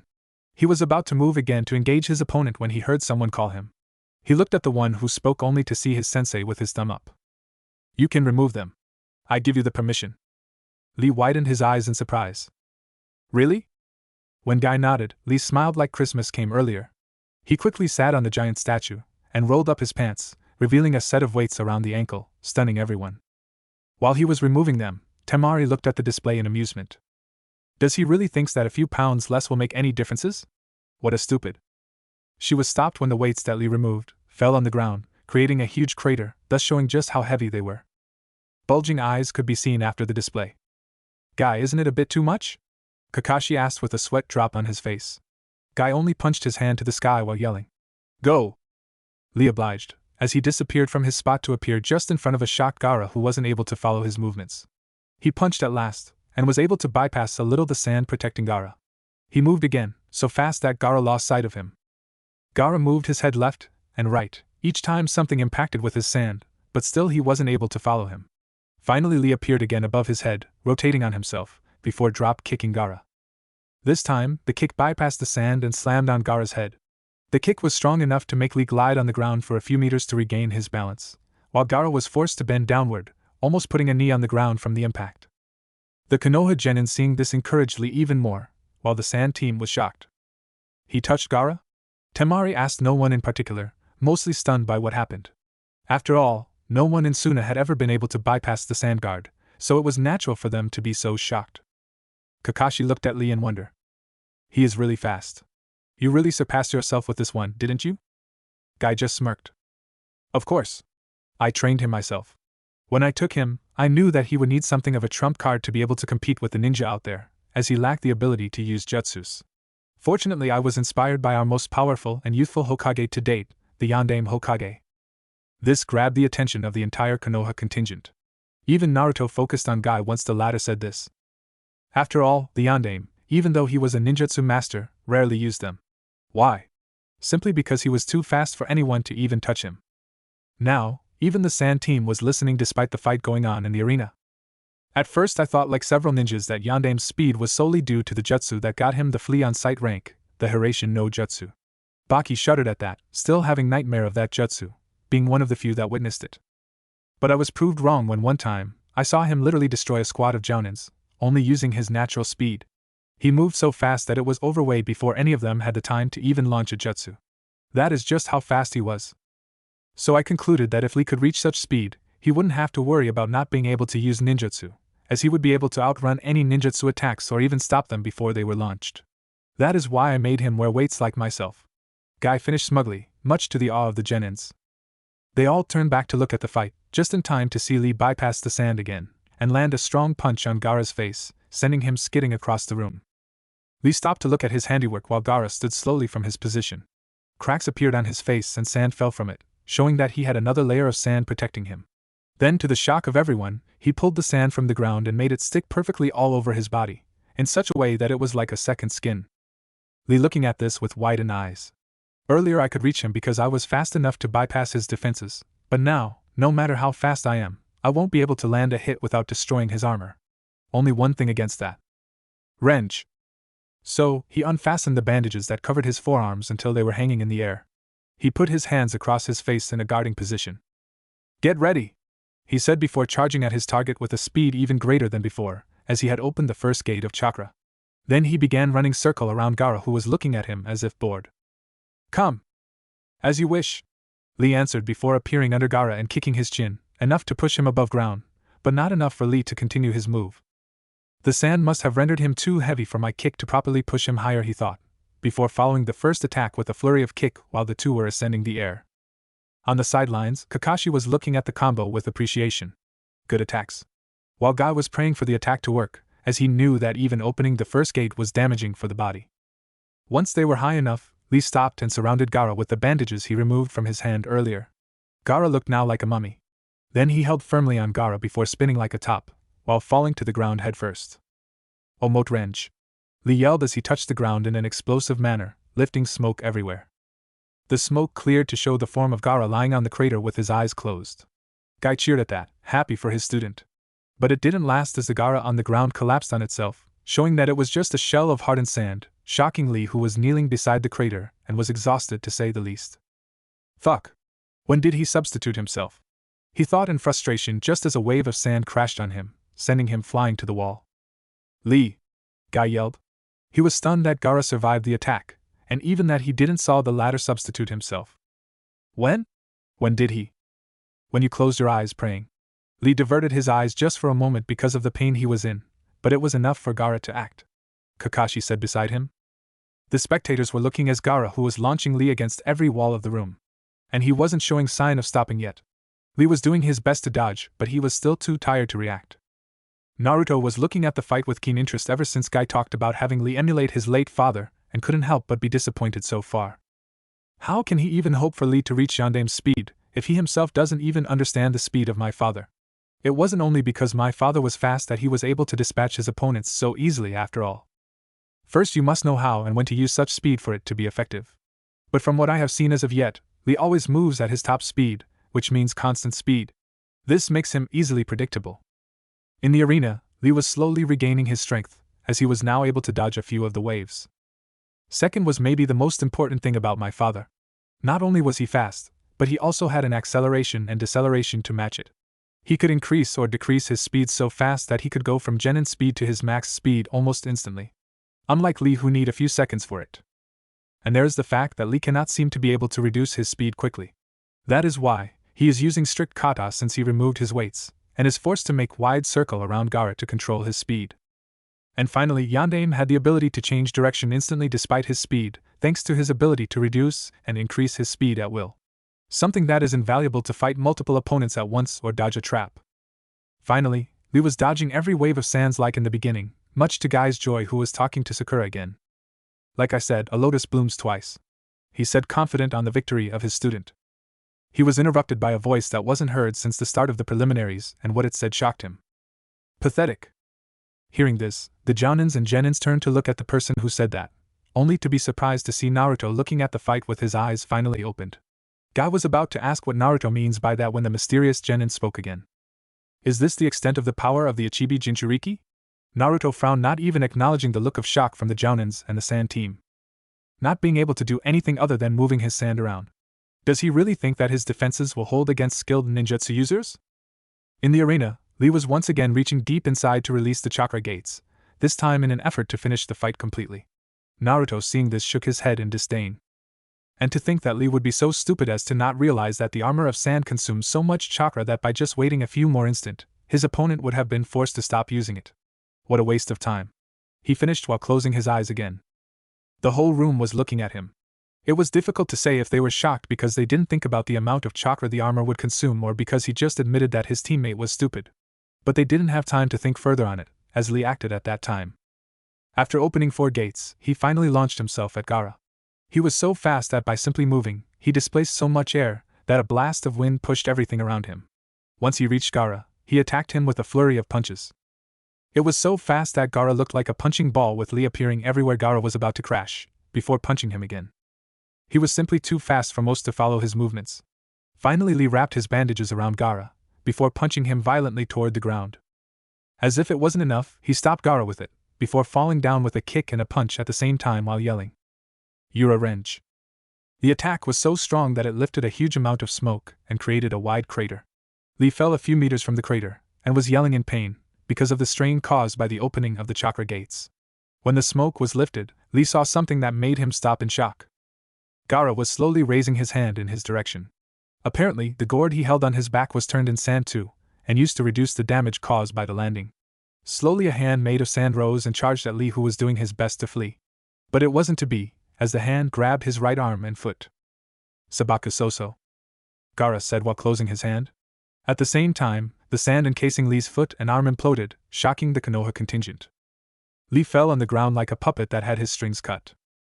Again the sand moved toward Lee and was about to reach him, when Guy suddenly appeared in front of the sand path, and dispersed it with a strong backhand. Seeing this, Hate was forced to declare Gaara the winner. The latter slowly moved back towards his team, while a silence fell on the room. The medics rushed towards Lee and quickly put him on a stretcher and moved him to the hospital where he would receive extensive care. Naruto looked at all this with complete disdain. He was aware of the look the sand team was sending him. It was a look laced with surprise and smugness at the same time. If he had to guess, he would say that the surprise was because he knew that Gaara was a Jinchuriki, and the smugness was because the sand team had dispatched his teammates without suffering significant injuries. Only one left. Talk about the strongest genin team, Temari said out loud while scoffing at the Konoha Nins who heard her and were glaring at her for the comment. It wasn't long before Guy came back. He had talked with the medic and was relieved to learn that Lee's condition didn't seem to be as bad as he thought it would be. Somehow, Lee had been able to reduce the damage done by the last jutsu used by Gaara. He was proud and sad at the same time for his student, as even if he didn't win his battle, he gave his best. That was all right in his book. Naruto, looking at him coming back, couldn't help but sigh. "I know that you likely like a son, but you will be disappointed when you learn the truth about him. But that's not my place to tell you," he thought before looking at the shuffling board, as he knew he would soon fight. He tuned out Guy and Tenten, whom woke up just before the end of Lee's battle, as they were talking about Lee, in favor of observing said board. He wasn't the only one who looked at it in anticipation. Before long, the board stopped, defining the next fight. Hinata Hyuga vs. Shikamaru Nara. While the fight wasn't as eventful as the one between Lee and Gaara, it was still pleasant to look at. Pleasant for whom? That is the question. After all, it was the genin who were risking their life in this tournament. Anyway, Hinata, while being extremely dangerous in close-range fighting, as she was a Hyuga, she wasn't able to win against Shikamaru, who used his shadow to bind his opponents. At first, Hinata tried to close the gap between them to use her Jukin attacks, but Shikamaru was smart enough to stop her from doing that. He used his shadow to delimit a perimeter around him so that he could bind Hinata if she came too close. Seeing this, Hinata resolved to use weapons and strategy to fight. Unfortunately, when it comes to strategy, the Nara clan, thus Shikamaru, are among the most dangerous opponents someone can have. It was difficult, but Shikamaru finally succeeded in capturing her with his shadow, before forcing Hinata to surrender, much to the disappointment of Kurenai, as she was hoping that her student would win this fight. Once the fight was over, only 3 genins were left. They were Naruto, Shino, and Kankuro. The last two were eyeing each other while Naruto was looking at the board with his hands crossed over his chest. It wasn't long before the board stopped, announcing the final match of the preliminary. Sabaku no Kankuro vs. Namikaze Naruto. Seeing this, the room became silent again. This time it wasn't because they were anticipating the match. Not that much anyway. No, it was because with this last match, Team 9 from Konoha will have fought exclusively against the Sand team, as all of their members were put against a member of the opposing team. Murmurs were heard around the room after that. "Is the board rigged or something?" Shikamaru asked with narrowed eyes. "How come every member of Team 9 is put against the Sand team?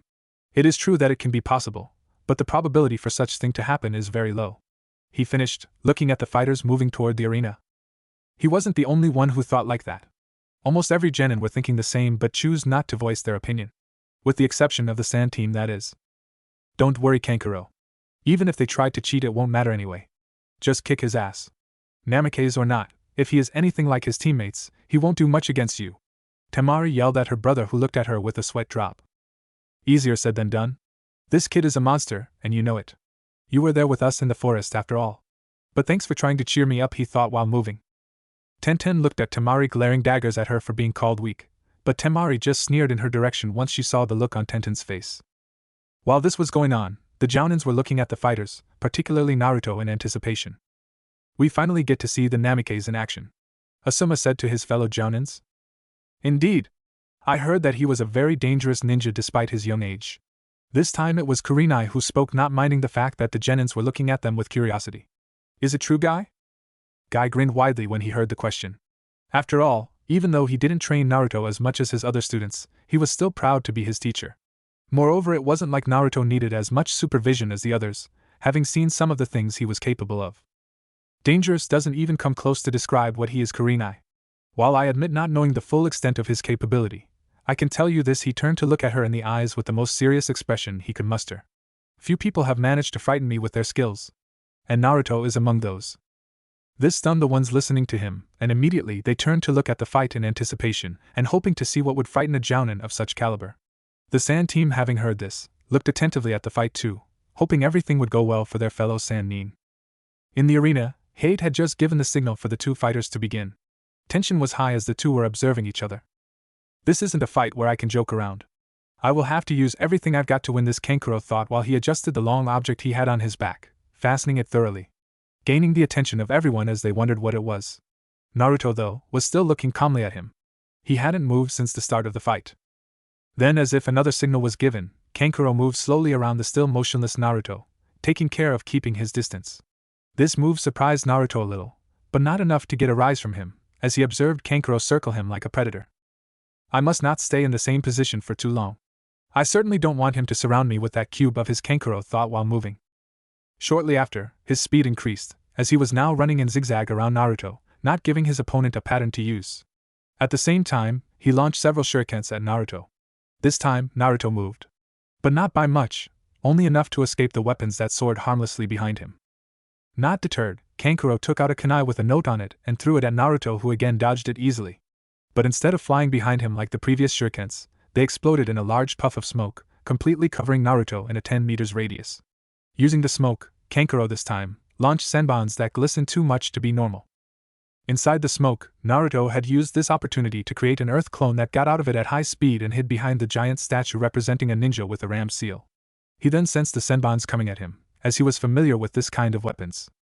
Instead of dodging, he put his right hand in a ram seal, and a kekkei surrounded him, blocking the weapons that fell on the ground harmlessly. Thanks to the cover, no one saw this, and he quickly dispelled it. Outside the smoke, Kankuro was looking at it anxiously, hoping that at least one of the weapons had touched his target, as a poison was imbibed in each of them. After a moment, the whole room sensed a spike of chakra, just before a wind spear rushed out of the smoke toward Kankuro. The latter jumped to his right, just in time to dodge it, as the spear kept going until it pierced the wall behind. Kankuro then looked back at the cloud of smoke, only to see it get violently pushed outward in a ring pattern, with Naruto at the middle of it, still with the same calm expression. Kankuro, who was still in midair, put his feet on the ground when Naruto suddenly inclined his body as if he was about to move, then vanished, shocking many in the room because of his speed. Kankuro didn't even have time to register what was going on before his opponent appeared behind him, and slammed the bottom of his right foot on the object behind on his back. The kick was strong enough to project Kankuro toward the statue in the room. Kankuro was trying to regain his bearing, while flying toward the statue, when the clone created earlier by Naruto got out of his hiding place and, using his kunai, cut through the bindings holding the long object to his back before slamming his palm on him, sending him far away from it. The Sand team looking at this were a little unnerved. Does he knows about Kankuro's puppet? But how? He never used it before in Konoha, Tamari thought, surprised. While the Konoha ninjas were confused by Naruto's choice of action. In the arena, while the first Naruto stayed away from the fight, the earth clone ran toward the object on the ground, completely disregarding Kankuro's down form, to the surprise of many. But before he could get too close, a hand, more precisely a human hand, moved outside of the object wrapped in bindings, showing that it was encased with blue chakra and strings were connected to the Kankuro down across the two fighters. As fast as it happened, he stood up and launched himself at the incoming Naruto, intercepting him. The clone, seeing this, punched Kankuro in the face, but it was blocked as the latter put his forehands in the path of the punch. Then several other arms erupted from Kankuro's body and caught the clone in a grappling move, stopping his movements. Then, to the shock of those who hadn't understood yet, the real Kankuro got out of the object on the ground, showing to everyone that he was a puppet controller. Then, before long, the newly revealed puppet in the form of Kankuro wrapped the clone strongly enough to make him dissolve in mud, showing that it was an earth clone. All of this while the real Naruto was looking at him with an impassive look. "How did you know?" he asked with surprise in his eyes. But no answer came. "It doesn't really matter anyway. Since you forced me to reveal Karasu, I won't hold back anymore." Suddenly, the newly named Karasu, which had removed the skin covering his wooden body, charged at Naruto as fast as it could. Before long he was in front of Naruto and slashed at the latter with his hand, where a glistening knife had appeared. Naruto ducked under the swing and was about to cut Karasa's legs off the ground when knives appeared also on said legs, thus halting Naruto's attack. He jumped back, while dodging the following attacks coming from Karasu, while Kankuro was behind, controlling the movements of the puppet. "Don't bother. You may be strong taijutsu-wise like your teammates, but against Karasu, it's reduced to nothing. The laughter coming from Kankuro drew Naruto's attention, as he kept dodging Karasu wild swipes. On the balconies, the Jounins were a little surprised by the turn of event. Especially Kurenai, whom was hoping to see Naruto destroy Kankuro, as she was quickly becoming tired of Temari's taunting. Guy, are you sure that he is that dangerous? We haven't seen anything yet that could frighten you so much. But instead of answering, Guy was just smiling as he looked at Naruto dodging the attacks with utter ease. That is because you have no idea what you should be looking for. After all, it is already happening right in front of your eyes and no one seems to notice it, he thought while looking intently at Naruto, who wasn't even focused on the attacks of the puppet but rather on Kankuro's hand, which controlled the puppet. On the arena, Naruto had been looking intently at Kankuro's hand as he controlled his puppet, and after a moment, he suddenly jumped backward, creating a wide space between Karasu and him, before he raised his left arm that glowed blue. Then, not unlike Kankuro, chakra threads came out of it, and flew across the distance before attaching themselves on Karasu, who then stopped moving, or rather was fighting to move in two different directions at once, much to the shock of everyone. Kankuro, looking at this, widened his eyes, as he tried to control his puppet but to no avail. Move! Move! Damn it, he yelled. Finally seeing that it didn't work as two people were controlling the puppet, he faced Naruto with anger evident in his eyes. You! How dare you control my puppet? He gritted his teeth, angered by the idea of someone else controlling his own puppet. And where did you learn to use puppet techniques for that matter, asshole? This stunned several people in the room, as they knew perfectly well that Kagetsu, or rather the art of manipulating puppets, was a hidden technique from Suna. No one outside of the village knew how to use it, as it was a closely guarded secret. So it was normal for them to be surprised to see someone not from Suna able to use it. Naruto looked at Kankuro with his threads still connected to Karasu as they battled for the control of the puppet. Finally, for the first time since the battle started, he opened his mouth to speak. I learned it from you, he said to the confusion of Kankuro. Seeing the confusion in Kankuro's eyes, he chose to explain a little more. While you were unsuccessfully trying to harm me with that puppet of yours, I was using that time to analyze your technique. It seems that the secret of Kagetsu Jutsu lays in two important steps. He paused to look and saw that everyone was listening attentively to what he was saying. The first is obviously the chakra threads that you use. But they aren't simple threads. A communication link would be more appropriate to describe it, as it allows you to transfer simple command to the puppet in the form of thoughts pattern. Thus, by simply connecting the link with a part of the puppet body, you can command it to do your bidding. Of course, there is the problem of how a piece of wood can interpret such command. That is where the second part of the Kagetsu Jutsu comes into play. I noticed quickly that there was some sort of seal on every part of the puppet that was connected to the threads. The seal is there to interpret the thoughts sent by the user and move the puppet accordingly. That is how you can control your puppet, isn't it? Naruto finished looking at a shocked Kankuro who was gaping like a fish, but then he noticed something in Naruto's explanation and narrowed his eyes. Even if you somehow learned about the mechanism behind this kind of jutsu, you still shouldn't be able to replicate the chakra threads like that. After all, it is not a— he was stopped by Naruto finishing his sentence. Simple chakra string? Naruto smiled there. Indeed it isn't. I suppose that is why no one outside of Suna has been able to replicate it yet. To make a thread able to transfer the thought of the user, one need to create a jutsu specifically designed for it, and that requires several hand seals. Since you didn't use any to do so, I will assume that it is mandatory in Suna and to all practitioners of this art, to learn how to activate this jutsu without using hand seals so as to not give away the means to copy it, he said, further stunning Kankuro by his deductive ability. But against someone like me, it is meaningless. The moment I understood how the jutsu worked and his purpose, I was able to replicate it without too much difficulty. He finished to a silence hall, as no one found it in himself to speak after what they learned. Guy, hearing this, smirked a little as he was already aware of this little fact. And like he predicted, one of the Jounin looked at him for an answer. Said Jounin didn't need to speak for Guy to understand what he wanted to know. Taking a deep breath, he spoke while still looking at the arena. In this world, there exists two kinds of ninjas. The normal one, able to reach normal standard after decade of training, and the abnormal ones, often termed as prodigies, as they are able to reach untold level very quickly. But the truth is that even among the prodigies, there exist three kinds of ninja. The first type is the gifted. Those are merely the ones that progress far more quickly than the normal ninjas. If trained properly, those are the ones that rise through the rank at a fast pace. But even then, most of them can be termed as genius of hard work as they train more and are more dedicated than the normal ninja. Kakashi can be an example of this kind of ninja, Guy said as he looked pointedly at Kakashi, who nodded simply and waited for the next part of his explanation like everyone within hearing range. The second type can be called the prodigies. These ones, like the gifted, progress far more quickly than the normal ninjas. But unlike them, they usually have one or two fields where they are extremely gifted, to the point of understanding and mastering the field so easily that you would think that they have done it all their life. An example of this kind of ninja would be the Sannin, as each of them was very powerful in their chosen field. Again, the Jounin nodded as they knew that the Sannin were tremendously powerful when it comes to their chosen field, with Tsunade in the medical field, Jiraiya in the Fuinjutsu field, and Orochimaru in the ninjutsu field. Finally, the last category, the geniuses. There is maybe only one genius for each generation, as they simply are unlike any ninjas in every sense of the term. They are the kind of ninja that simply understand every field existing as easily as a prodigy.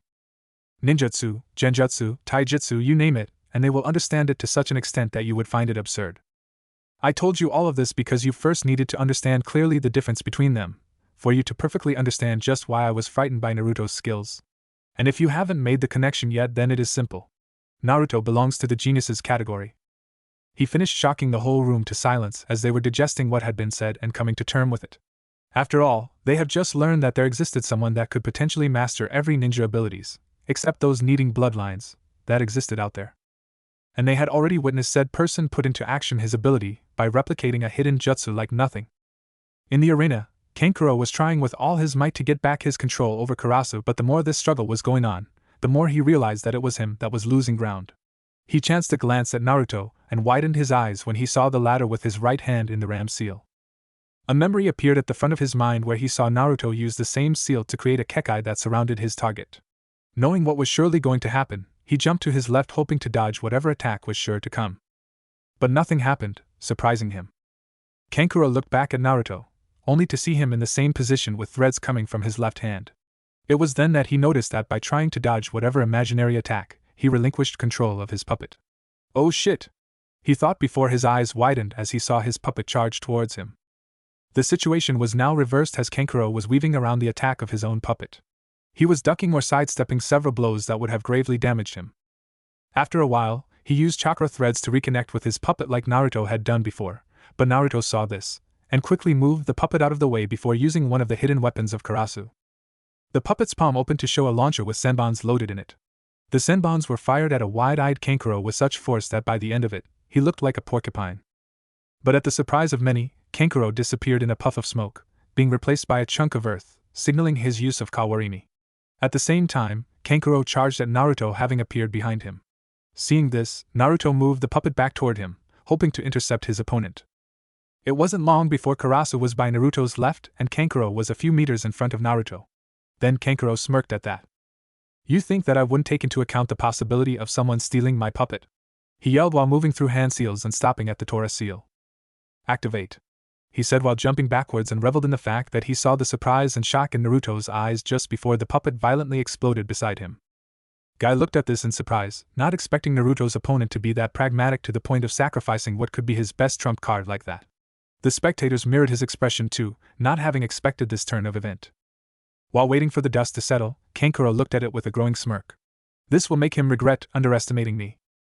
Finally the smoke was lifted and he looked at the little crater that was formed, searching for his opponent's remains. The only thing left was the burned remains of Naruto's jacket. Kankuro, seeing this, searched the whole room for his opponent, all the while hoping that Naruto had at least sustained a grievous wound from the explosion. It was then that he heard a gasp of surprise among the spectators. He looked at the person and saw that it was coming from his sister Tamari, whom was looking at the ceiling with shock freely displayed on her otherwise impassive face. Like everyone in the room, he looked at the ceiling, looking for what could surprise his sister that much. And what he saw surprised him also. Because standing upside down, with his feet on the ceiling, was his opponent. Having lost his jacket in the fire below, he was only wearing his sleeveless shirt that showed his muscled arms. That in fact is what shocked Tamari. Naruto's arms were very muscled. Not overly so, but enough that the muscles were clearly defined and showed how tightly packed they were. To understand the surprise, you will need to first know that because of the overuse of chakra to increase physical prowess in the ninja world, few people were that muscled. Of course they were fit, but they usually didn't work hard enough to become like that. As with the help of chakra, they could increase their strength to 3 times that of a normal muscle. So to see a ninja that fit means that he worked very hard physically. Thus would have a better increase in strength than the other ninja. Guy also looked shocked at what he saw, if the surprise displayed on his face was anything to go by. So that is why, despite the training Lee did, he couldn't match him physically? He must be training more than I give him credit for, to have gotten that kind of body. Naruto was looking at Kankuro a little peeved by the turn of the event. He just had to destroy my jacket. And it was my favorite one, damn. He looked at his opponent, that had lost his smirk after discovering that he escaped the blast without a scratch other than the loss of his jacket. This Kagutsu jutsu is very interesting. I'm not sure that this Suna realized the possibilities of this jutsu yet. To be able to create a communication link is nothing short of marvelous. I wonder what would happen if I were to use this on a real person. A gleam suddenly appeared in his eyes that would have frightened even Orochimaru if he knew what the gleam meant. After all, he always had that look whenever he was about to test a new idea, whether it was reckless or not. Knowing that he needed to be close to his target, for his test to work, he observed the surrounding arena for just a moment before he looked back at Kankuro, then he acted. Everyone was looking at Naruto rooted on the ceiling when he suddenly disappeared, leaving a dented ceiling behind. Kankuro looked everywhere for his opponent, panicking more and more, when the latter appeared a few meters to Kankuro's left, before disappearing again. Then the same happened to Kankuro's right, and a few other places around him. Then Naruto finally appeared behind him in a punching position. Futon, Repusho. A gust of wind was expelled from his hand in Kankuro's direction. The latter, seeing this, did the only thing he could with his limited options. He kawarimi'd to safety by using a chunk of earth the size of a log. But when he appeared, he was greeted with a violent explosion that tore through his body. Thanks to his reflex and his relative mastery over kawarimi, he was able to use it again to escape the explosion. Not completely, but enough to leave him still able to fight. Unfortunately, the same thing happened at his new position, and like before, he used the same jutsu to escape. After the fifth explosion, he was grievously wounded with blood leaking from his arms and forehead. Unfortunately, where he appeared, Naruto was there and quickly used his surprise to take hold of his right arm, before giving a palm strike to the wrist, then the elbow and finally the shoulder. Each time, breaking the articulation, rendering the arm useless and Kankuro screaming in agony at the quick and precise destruction of his right arm. It happened so fast that few saw all the strikes, before they saw Kankuro kneeling on the ground holding his broken arm, clearly in pain. While Naruto appeared about 10 meters behind him, the genins, not having understood what happened, looked at their sensei for an explanation. Asuma, who for once didn't have a cigarette in his mouth, was quick to oblige. Some of you must not have seen this, but while Naruto seemed to have disappeared from the room, he was in fact placing several explosive seals under each chunk of earth that could be used for kawarimi. He knew that with Kankuro's puppet destroyed, the latter wouldn't be able to do anything other than use this jutsu to escape, so he planned for the whole thing until Kankuro appeared at the last chunk of earth, where he then proceeded to break his whole right arm. He finished and wasn't surprised to see shocked faces from the genins. Even Shikamaru seemed shocked by that. He was looking at Naruto with curiosity and apprehension. He devised such strategy in this short amount of time and was able to apply it perfectly. He even planned for the different actions that his opponent could take. Now I understand the difference between me and him. A shudder ran through his spine as he thought of the conclusion he came to. Unlike me, who needs some time to design my strategy, he is able to make them on the spot, and even take into account several scenarios at the same time. This boy, he is dangerous. Naruto looked at the downed form of Kankuro and shaped his chakra mentally, to use the chakra threads like before. Instead of several threads, only one was formed this time and went toward Kankuro before connecting with the closest tenketsu from Kankuro's brain, thus establishing a link between Kankuro and Naruto's mind. But he didn't take into account the fact that the link allowed communication in both directions. So it was not surprising that a rush of images and information came to Naruto and Kankuro's mind, shocking them both. This information was in fact the memories of Kankuro in Naruto case, and Naruto's memories in Kankuro case. Thanks to the fact that Naruto connected the thread to a tenketsu close to Kankuro's brain, he was able to get complete details of everything that Kankuro knew about. But it wasn't the same for the latter, as the connection in Naruto was established on hand. Kankuro was only able to see glimpses of what Naruto saw and did since he was born, of course, only what the target remembered. The spectators were surprised to see the two opponents put one knee on the ground in Naruto case, and two knees when it comes to Kankuro.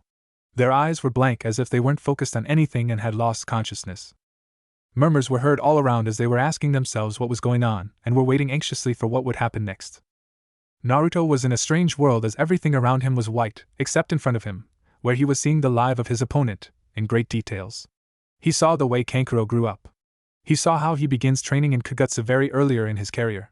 He saw the interaction between the members of the Kazekage family.